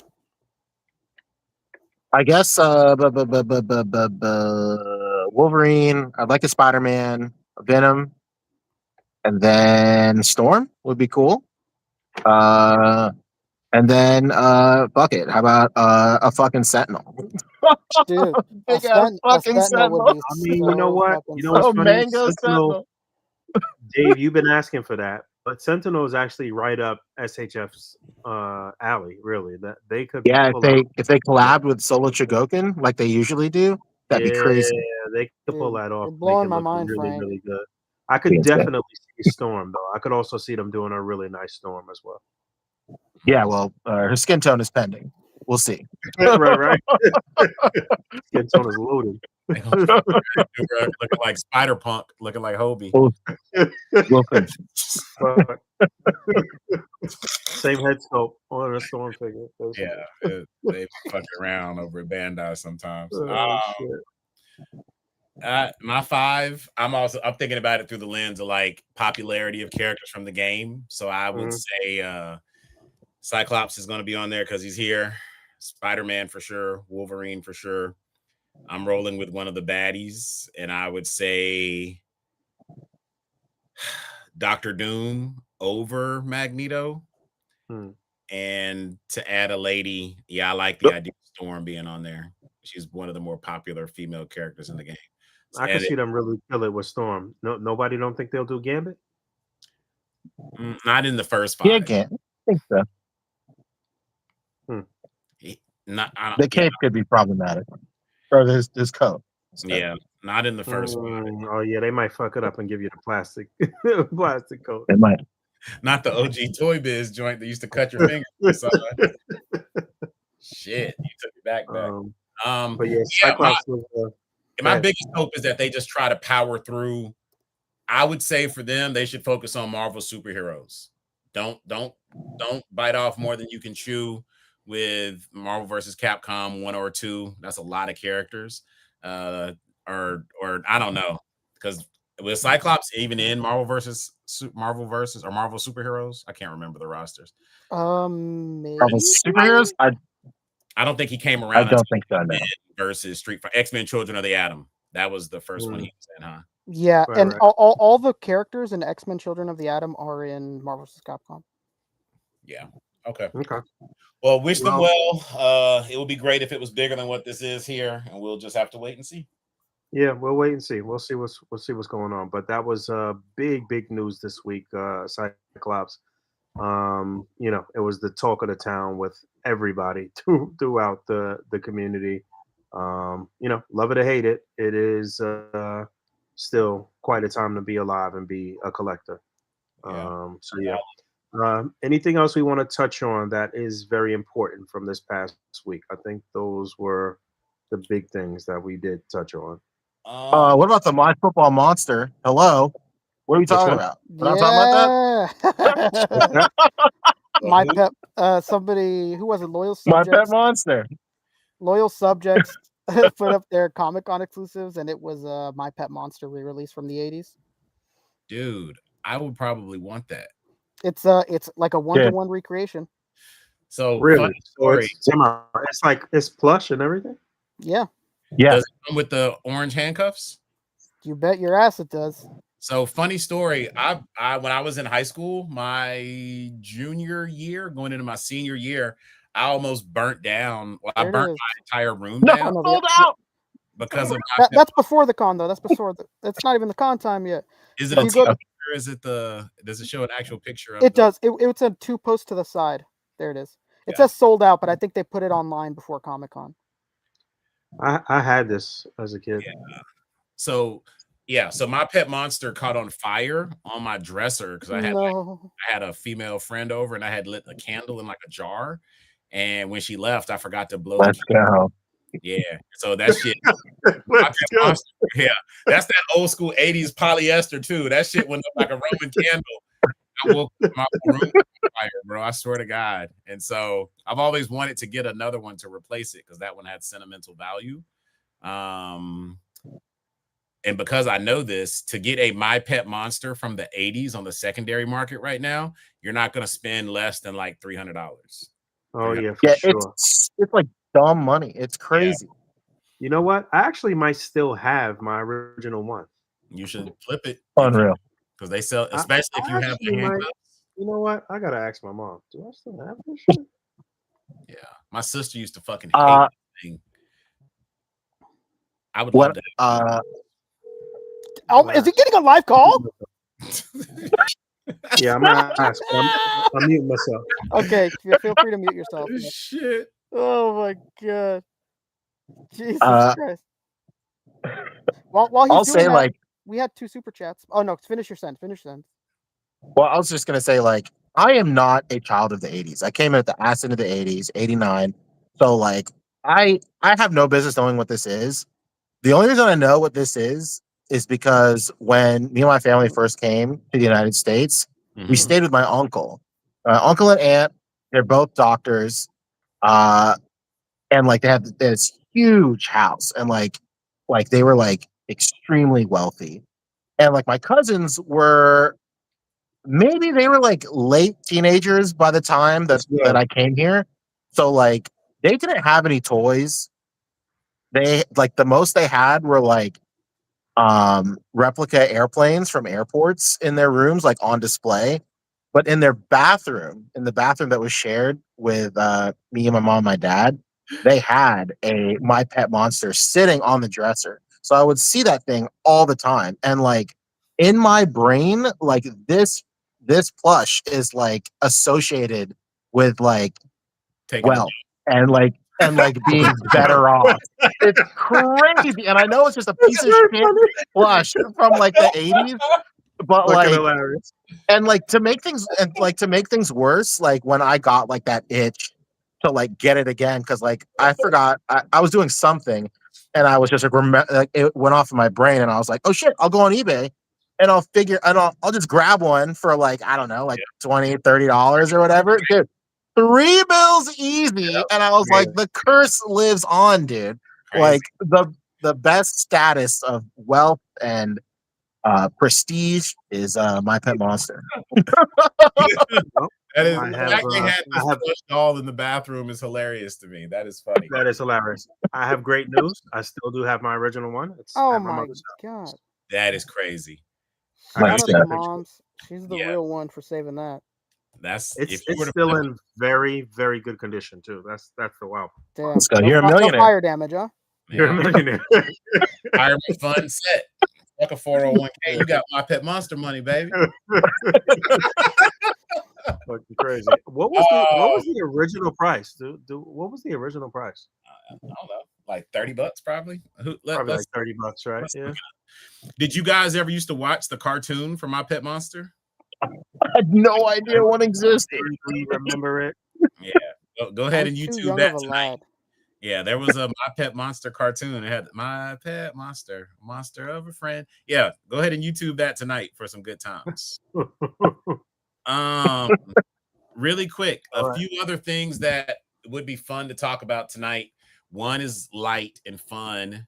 We could look at the pictures of that those Sonic crossover images. Those were funny. Yeah, because I know that those figures, a lot of people have said those have been some of the best articulated. I think Lago has them. Of the year. Yeah, they're ridiculously articulated. Yeah, there they go. So these kind of came out of nowhere, but it put me in the mind of when they did those Looney Tune crossovers with the Justice League. And these are kind of fresh. Look at that. Green Lantern. Why not Booster Gold? It's from the future. Damn. So I actually read something today that said some of the ones that they did not show the pictures for is because there are more of these. Knuckles is Superman, and Tails is cool. Now Tails is Cyborg. Cool. But what's interesting is why did they not incorporate Dr. Eggman with this lips. The juxtaposition of Sonic characters as DC characters and then a regular ass Darkseid. Yeah, right. Like, what was that about? And here's Darkseid. Yeah, that was random. You know, them all together in that one slide is crazy. Yeah, these are fun though. These are fun. Yeah, those look fun. Even if you weren't in for all of these, the idea of having Sonic cosplaying as the Flash is pretty fucking dope. Yeah. Yeah, and that shadow the Batman is has a light up chest. Damn, that's why. Yeah, oh, cool. I don't know. He said why? I don't know, but it does. Well, so like the light up chest is already a piece of tech that's already in the line. So like they sell a separate version of Sonic Shadow of Sonic and Shadow, where they're Super Sonic and Super Shadow, but their chests do light up. And I think the quills on the back of their head light up too. It's pretty cool. I mean, it's out of nowhere. I see some people in the chat saying that there's a comic that goes with this too, which I didn't know. But the character matchup also just makes so much sense that this is actually pretty cool and well thought out. So yeah. It's fun. I mean, I wouldn't buy it, but it's fun. So another thing I wanted to discuss, and I don't know if how long you guys had to kick it on here tonight, but there has been a ton of chatter and feedback in the community over Yojo June, Like, yeah, they've kind of like dropped the ball because remember they canceled their one stream randomly and then they put everything up for pre-order, like with no real announcement, and then they just did kind of like another throw together stream for Yojo June, but all it was them doing an unboxing of the Rattler because people are starting to get that. And then they just threw this out that they're doing one more Yojo June on the 30th. And that was just announced today. It may have been yesterday, but I think it was today that was announced because what they haven't. Oh, there it is. Because the one thing that they have not announced for Yojo June is what the Haslab is because they're behind schedule by not announcing it. And so people are just saying that this Yojo June has been kind of a cluster. Another big thing that came up from this is it looks like they're delaying the pre-order and any more marketing of the police officer figure because everything else that was premiered in Yojo June has already been up for pre-order except for that. And there's a lot of speculation that it's due to the police presence and the kind of social climate right now with all these ICE deportations and everything else, that it may not be the best look from a corporate standpoint to be putting out police officer action figures right now. Interesting. Yeah, I feel like we touched on that a little bit last week, right? No, I think we talked about that it wasn't up. I mean, maybe we talked about it in private. I don't know. I can't remember. Yeah, we talked about that the police officer was the only one that was missing from the pre-orders, and then we've just been talking on and off about the different ways you can use those figures and how we're excited for them, but they've gone kind of like dark on giving any more info about when they're being released because everything else is out. Everything else has been pre-ordered. Everything else that they've shown has already gone up for pre-order, and it's like on to the next minus that. So it and you know what, the 30th is on Monday, right?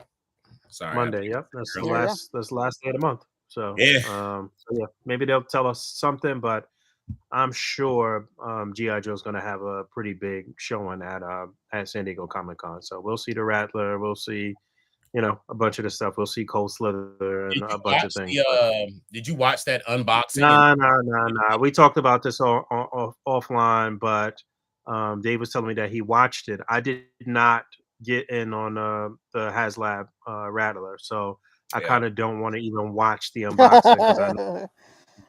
I don't want to see what I missed. Yeah, I'm gonna find one somehow, some way. I will have it, but that shit is huge. They did a really great job. I don't think they were as Lenny and Emily weren't as like prepared as they would have wanted to be for the unboxing because they didn't have the right size batteries to like show off all the electronics and everything. But what? Yeah, but this is just another reminder if you watched it, and for anybody that watched it, or if you have not watched it, go watch it.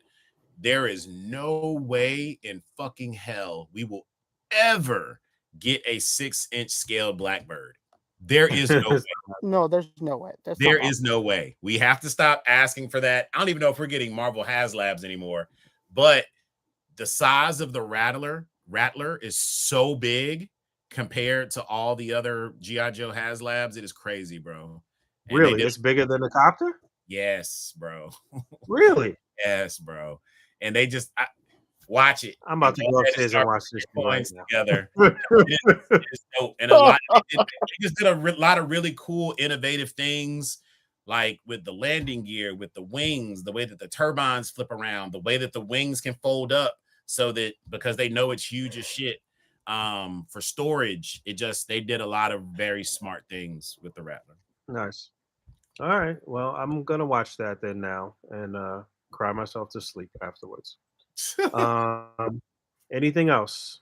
Any pressing news? Yes. Any super chats? There was some super chats we can get into, but there was actually some things from Bandai that we missed that were like pretty huge announcements. But while you're pulling that up, I'll bring up the super chats, baby. Cool. We got a super chat from our very own Smash Lab Creations with a very generous super chat. Thank you so much, with a message that just reads, for San Diego Comic-Con. Thank you so much. All your super chats are going towards thank you so much, Smash Labs.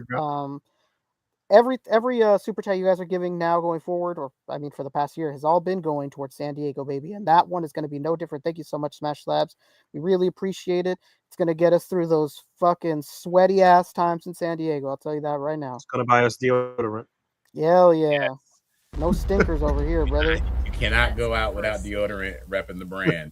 Please. Yeah. And we had a incredibly generous super chat as well from Bo Biggs, baby. No message, but he's been really active tonight in the chat.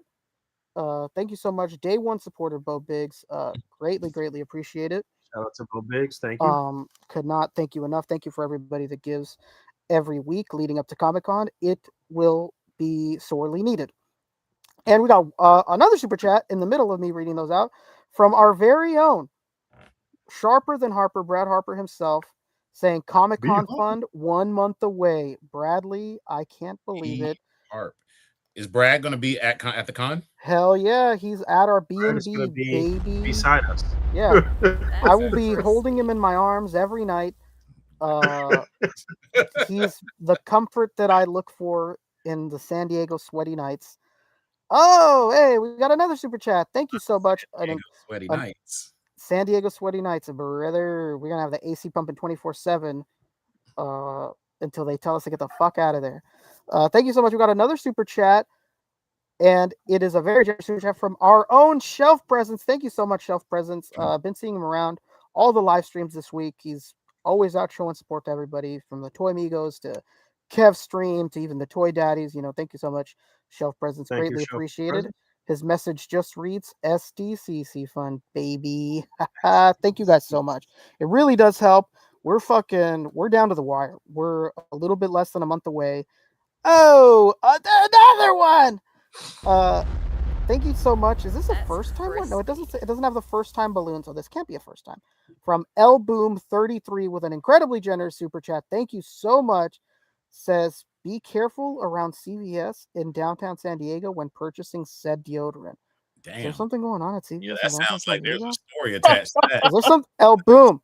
What's the boom over in CVS San Diego? That's A.C.B.A. after hours right there, after dark. The only store I ever shop at in downtown San Diego for amenities is always Ralph's. Tin Fish, baby. That's a food establishment. That's RIP a legend. But I always go to that Ralph's because that's where I saw Jim Lee. Shout out to the owner and operator of Udon Comics that was there, and just casually talking to Jim Lee at fucking Ralph's. Hey Jim, hello. That was a great time. Yeah, thank you so much, El Boom. Please let us know what's going on at CVS in downtown San Diego. What did you see? Let us know. In the comments he's about below. to turn this into an ad and be like, subscribe to my OnlyFans and you can watch the content. Yeah, that's to the OnlyFans. Brad Harper, that's fucking true. Last year we went to this random ass fucking CVS to get liquor, and it was sketchy as shit. It was not in downtown though. It was really strange. Oh yeah, I thought so. I saw the picture and I thought that was Donna Pops. What the hell? It is Donna Pops, but for some reason it changed his name.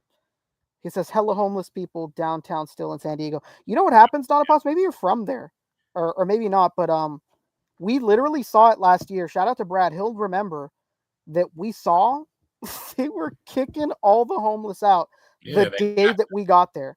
They were rounding them all up. They were fucking taking down all their tents. I mean, you know how that shit is played, Rick. We've had the Bay has hosted the Super Bowl enough times that anytime a major event like that, the tourism department links up with the police department and they round up all the homeless people, and they'll do like little incentives and do like food drives and barbecues and shit at the like shelters. To clear the streets. But it's sad because the minute that convention leaves town, they're like, all right, you guys got to go. Yeah, they're like, go back to the gates that you guys were at before. Yeah, it's a messy business. And we got a super chat from, why is it changing everybody's names? This is from Vince Figs. I know it's Vince, I can just tell by the picture, but it's calling him Ishmi Dan. I don't what the fuck? What's going on? Are you Dan or are you Vince? Oh, says, can't wait to see y'all in SD boys. Love y'all. What a guy, Vincent. Another member of the A.C.B.A. B&B. Thank you so much, Vince. I'm going to see him shortly, I think, pretty soon, within like an hour. So thank you so much, Vince. I don't know why it's telling me that your name is Dan. That's really strange. The switch up on Monday morning, I hear, is quick, back to normal. Yeah, that sounds about right, Kev. Yeah. What were we talking? We were going to get into Bandai. You were going to show the rest of the Bandai stuff. Yeah. Huge things. This is a teaser for Superman. We got his super tits. Not super tits. It looks pretty cool. I really hate when costumes have a shitload of texture like this, but it's not the end of the world. I'm used to it at this point, but that'll be cool to get this from it, not just be stuck with our McFarlane stuff, Yeah. So that's pretty cool. I got my guy's costume looking straight up 3D printed.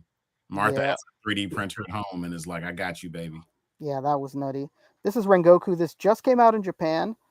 And there's homeboy. I fucking can't remember his name. Is it Akasa? I can't remember. I don't remember anybody's name. Yeah, there's Rengoku, big dog, Mr. Delicious himself. Rest in peace. Yeah, RIP legend. This is gonna the pre-orders for this are gonna finish up soon. I think it's this weekend. So if you wanted to pre-order Super Saiyan 4 Goku, do it now, because time is gonna run out and you're gonna fuck up like me and not pre-order things and then have to pay the BBTS price like a fool. I don't know why I love this design as much as I do, but I don't know. It's just something about it, man. Like every time I see this form in kid and an adult form, the redesign on this Super Saiyan 4 Goku is just spectacular, yo. Yeah, that magenta, really nice. I love it. Like the situation of the ape features with the hands and the overextended arms. Like they did a really great job on this redesign. Yeah, they killed it. Beautiful. Wow. Great effect. Yeah, it's awesome. Yeah. Nice. What else? Look, outdone by Krillins. Are people still talking about that? About his do they ever like release statements or say or take feedback from fans about the Never.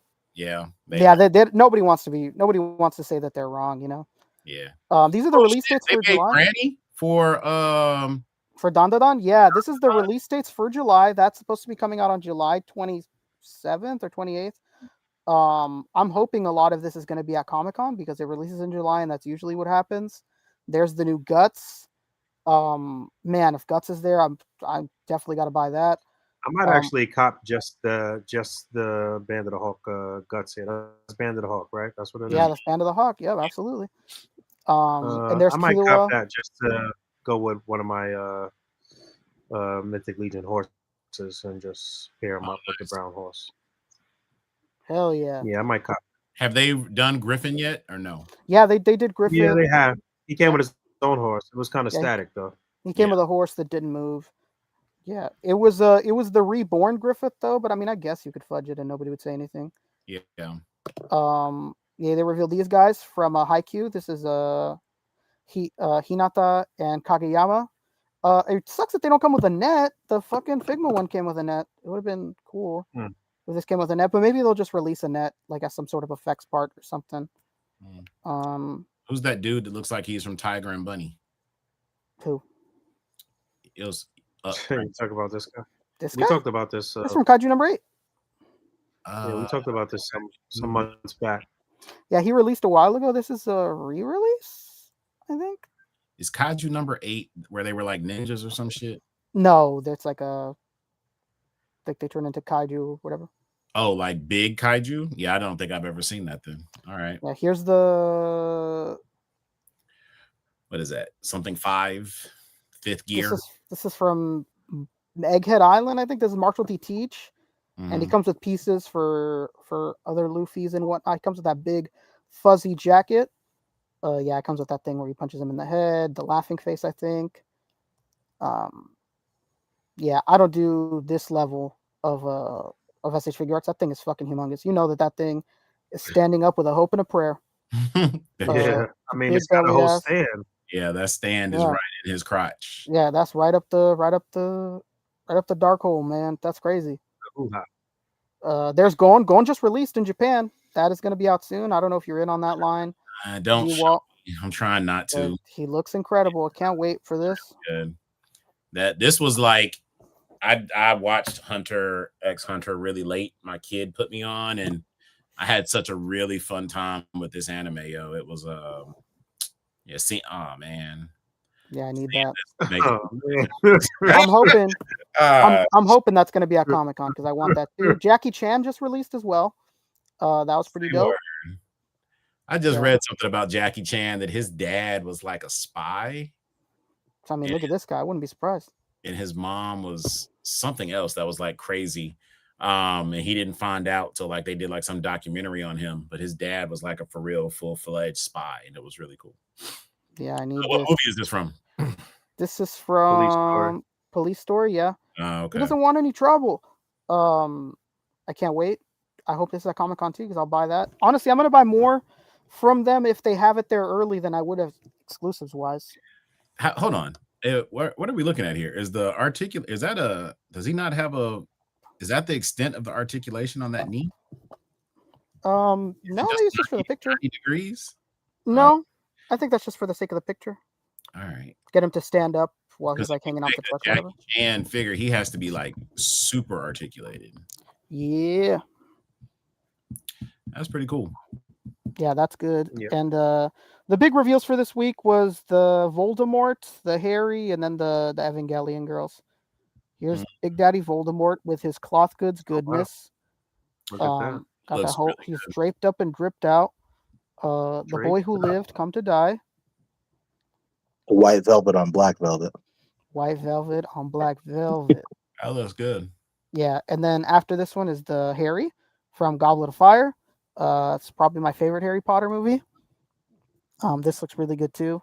Expecto Patrona. I've only seen the first 2 Harry Potter movies. What? Oh my god! You have children. You don't got that excuse. What's going on with you, man?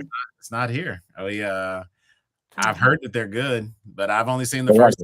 Maybe I'll watch them this weekend. Maybe. Come on, man, get with it. And then the Evangelion girls down there was like a really big announcement this week as well. There's Asuka. What up, Asuka Langley, baby. She's got an insane amount of expressions. Everybody's pretty hyped on this. It's a dream come true. The last people to really do this was Figma forever ago. And those things are expensive. About this. He's rocking one of these shirts the other day, actually. Oh, she knows what's up. She's a JoJo fan. Yeah. She's definitely into the Evangelion stuff. Yeah, this is great. I love all the expressions that they gave her. That's awesome. Yeah, and then here's Rei Ayanami. She's known as a not very expressive character. So she has a lot of expressions, but they're not very expressive, if that makes any sense. Okay. Brand though. That's like getting back to old SHF when they used to give you 2 head sculpts and one was just the eyes looking left or right and shit. Yeah. Yes, I know, Vincent. That's Prisoner of Azkaban, but still, when I see him shooting that shit out the fucking wand, it's like, This just came out in Japan, the Todoroki. An insane amount of movement there. I don't have anything from this line. Literally. Do you I don't have still anything from this line. My Hero Academia? No. I read the manga though. He does the Expecto Patronum in Goblet of Fire too. What are you talking about? Yeah, Vince, get out of here. Don't tell me. Hey, he does it in the fucking duel with Voldemort. Yeah. Come on. Yeah, Vince, get out of here. Get him, Poncho, get him. That's literally that's the pose and the expression from when That's what I thought. he clashes with Voldemort's Avada Kedavra. Come on. I've seen people online say that and they like yell it in like a funny voice. I think that's always pretty cool. What is it? What is that Ting just said? Nah, you got to pick like a weekend and just go through all the movies, man. You wait a minute, hold on, nigga. You've seen Harry Potter? All of them. What? And I'm behind because you don't watch. Stigma with this? Because you don't watch. That's true, but I've definitely done a marathon and sat through all of them. And let me find out you're in House Hufflepuff over there. Nah, it was it was I was pleasantly surprised at how much I enjoyed that. Hell yeah, that's what I'm talking about. Put them on. All right, I'm gonna run it back. Guys, see me. You do a marathon. Do a marathon at Thanksgiving or Christmas. It's the best time to watch those movies. Yeah, just random like right before 4th of July. No. Shout out to ABC Family. Yeah, big shout out to ABC Family. Dude, they're on. There's an argument going on now, Poncho. They're saying that's not the spell. He uses Expelliarmus. Expelliarmus. Does he use Expelliarmus? No. He must. Oh, maybe he does. What if it's okay? Potter war in here. I watched the clip right before I posted that comment. I could have sworn he said Expecto Patronum, but he could be saying Expelliarmus too. All right, I got my face. My fault. So all of y'all have seen Harry Potter. I'm the only odd man out. I literally have a Harry Potter tattoo. Yep. So wait, all right. So let me ask if this is how far your geekdom goes. If you had to affiliate yourself with any house, who would it be? I'm pretty sure in Hogwarts Legacy, I was I think I was a Hufflepuff in Hogwarts Legacy for sure. I think, but on Pottermore, they put me in Gryffindor. But I don't. Pottermore put me in Gryffindor. Yeah, but I feel like Pottermore puts everybody in Gryffindor unless you're like excessively with one of the houses. Like you're answering like in a way that with all those questions. Yeah. If you're like really into fucking herbology or something, like, you know, you start fucking saying like, oh, I'd really love to be into herbology. Like, oh, what class would you want the most? Divination. Like it starts to change you more from that kind of stuff. So. All right. So I'm leaving you in Hufflepuff, P. Rick, sure. What house do you affiliate with? Like I said, Pottermore gave me Gryffindor, so let's just stick with Gryffindor, I guess. All right. Mr. Nice. I don't know. Nah, don't try to escape. Don't try to escape now. Damn. Now he's not that into it. Yeah, these movies are all right. Try to redeem street cred now. Go ahead and grab your wand. Who you rolling I'm not nice, so put me in Damn. He's booked nice, but he ain't nice. I'll tell you that. Huh? What is it that they talk? They use a parcel tongue? Is that what it is? Am I making that up? Is they have like a language when you're in Slytherin? Yeah, parcel tongue. Yep, that's parcel. Well, they don't speak it in Slytherin, but people that are members of House Slytherin have been known to speak parcel tongue. Specifically, the originator, Salazar Slytherin himself, was a parcel tongue. True. Look at that. Got me in this shit. All right, I'm rolling with it. I'm about to start this shit. I'm sorry. I can't wait to Thanksgiving, P. I'm going to start that shit this weekend. Let me tell you the sickest thing about Harry Potter that I think you'd really enjoy is if you ever get around to playing Hogwarts Legacy, which is the open world Harry Potter game, there's like a piece of lore in Harry Potter where when you watch the first couple of movies, all the carriages and stuff, they're like driving themselves, but they're actually driven by like these like skeleton horses that people that have been close to death can only see. It's really, really cool. I'm blanking on the name of them right now, but at the beginning of Hogwarts Legacy, you're in the air and you're in one of those carriages, and then a dragon attacks your carriage and splits the carriage in half. And as soon as it splits the carriage in half, like those horses like materialize out of nowhere. It's like the coolest shit ever. But it's I love skeleton horses that materialize, or they're back in their regular like horse form. Well, so like they're still skeleton horses, but like they're always pulling the carriages. But like at that moment, since you almost died, like you start to see them. It's so rad. I love Harry Potter. It's the All right, greatest thing ever. next time y'all see me, I'm gonna be deep in it, and I'm gonna have a little scarred lightning bolt. Hell yeah, dude. Be ready. Little Potterhead. Fuck Yeah. yeah. Hold on, go back. So is this the guts here with Zod? Yeah, with Nosferatu Zod, baby. So that's from Figure Arts also? Yep. Yes. And this is a re-release, new release, or this is old product that they're showing with the new product? This is the Nosferatu Zod released a couple months back, and this Guts is brand new, completely built from the ground up. Yeah, this wasn't, so fill me in, because this version of Guts is the version that I like, the Band of the Hawk version. Yeah. But there was another Berserk figure that was released recently, but a while ago, that wasn't so great when it came out, right? Yeah, that was Black Swordsman Guts. Yes. What was wrong with that one? Plenty of things, you know. It's that figure, because this is the Bandai problem sometimes, and I think anybody that's been collecting Bandai stuff for a while can agree that sometimes, like, because they're just for whatever reason so against delaying things, sometimes they just release things even though they know that there's some sort of issue. And then later on down the line, there'll be a re-release with a fixed problem with the issues, and that was one of the things that was wrong with Guts. Guts is his wrist joints were really weak, so they could not hold up the sword well. That was one thing. His legs were a little wonky. He needed more time in the oven. Later figures. It's funny that you say that though, because that was like the main thing that was some of the main things that was wrong with the Figma versions. Of those figures too. So yeah, and it's funny because I fixed mine by complete luck. I was just in a random Figure Arts group, and some guy was like, "Hey, I'm making new wrist pegs for Guts, because these wrist pegs fucking suck. Who wants them for free? These are all samples. All you have to do is tell me how they are when you get them." And I got them, and they were fucking incredible. And they hold up his sword perfect, and it doesn't make the sword droop or anything. So I really lucked out there in getting replacement joints for completely free. But yeah, it needed more time in the oven. So it's just like the sculpts are there, the quality is there, but they just need a little more time for quality control. Yeah. And I hear that the later versions, the re-releases, all fixed it, but I don't own them or anything like that because I bought it once. I'm not going to buy it again.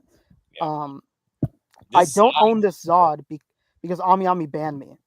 So I don't own the Zod, but I'm going to buy it. You have too many cancellations? What'd you do? I did it on purpose. It was at the height of Trump's tariff pandemonium, and they were trying to charge me almost $500 in just shipping. I remember that. And I was like, dude, it's not gonna happen.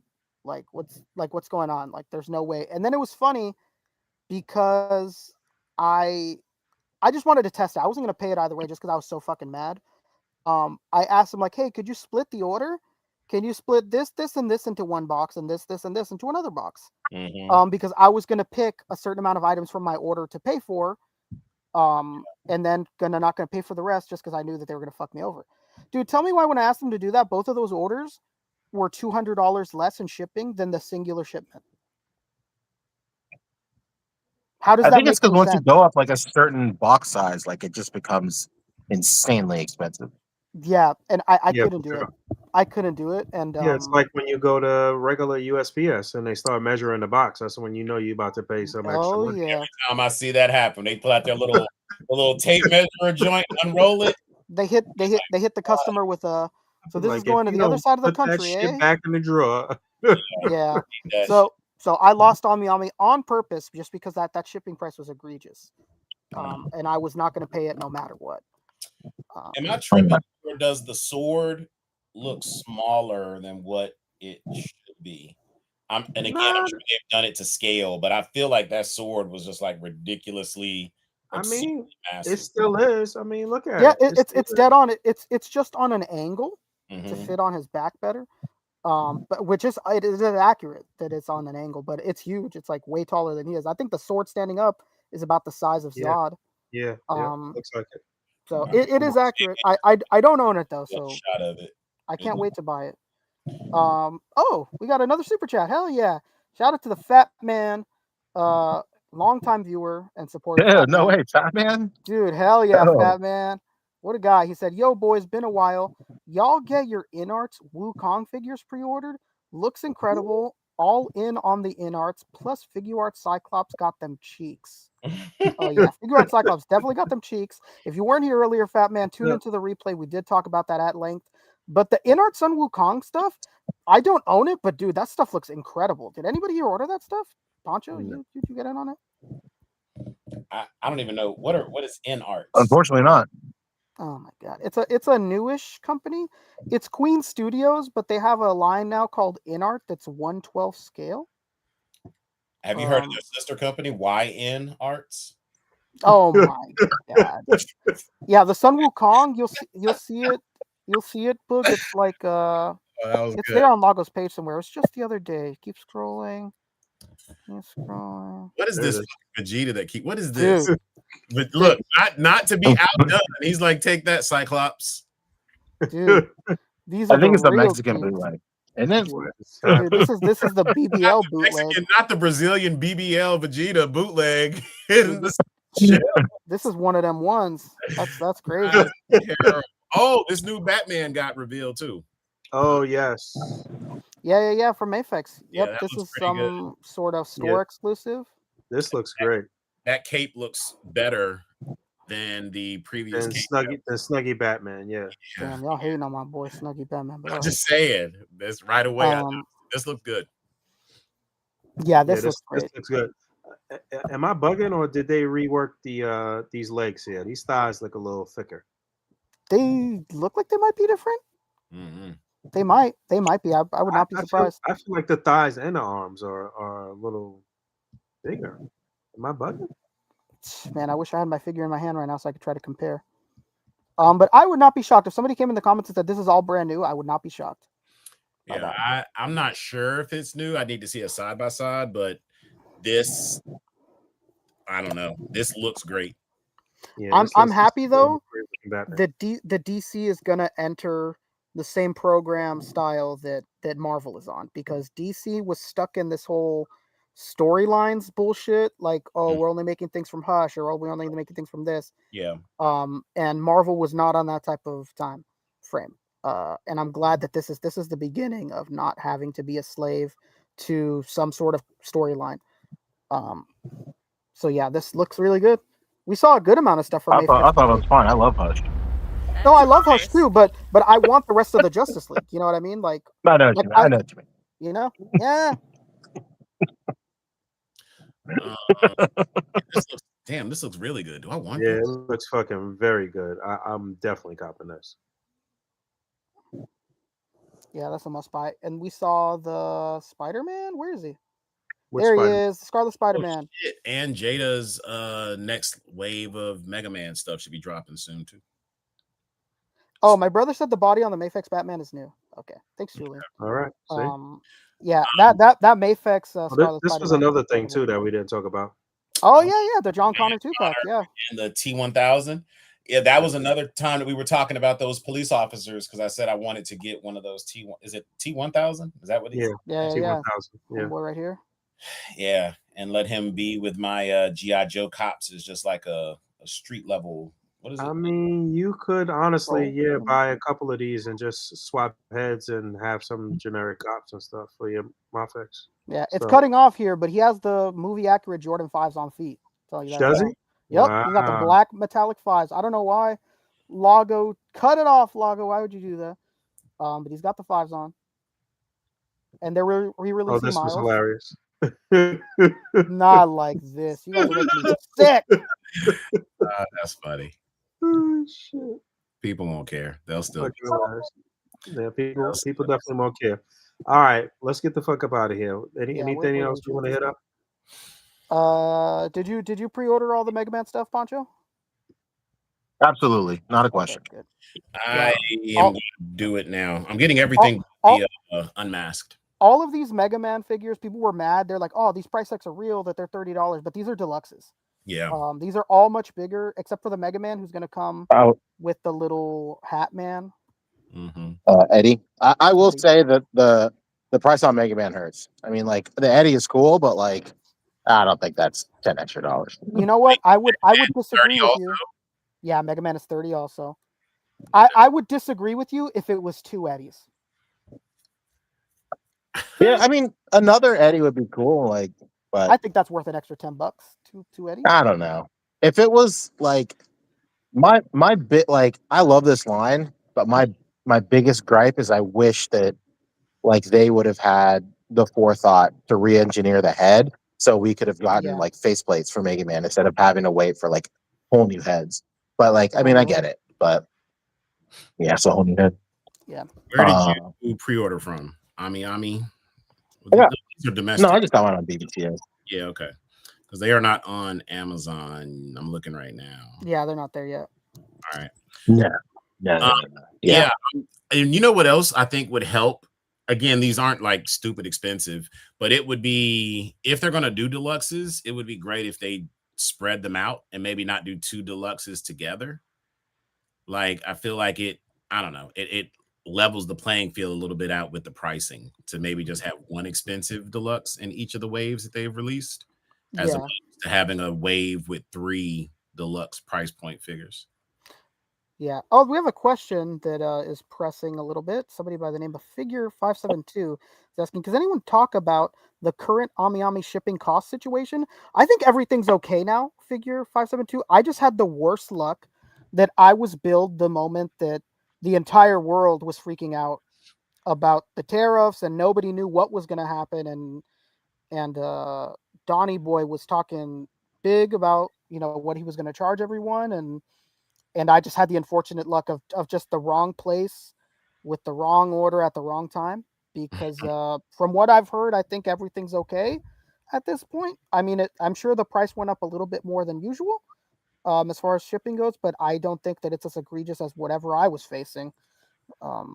So it should. You need to hit him back and tell him that Daddy Don or Daddy Trump, whatever the fuck we're supposed to be calling him now, said that it was okay and to give you your account back. He said the deal's off. Don't worry.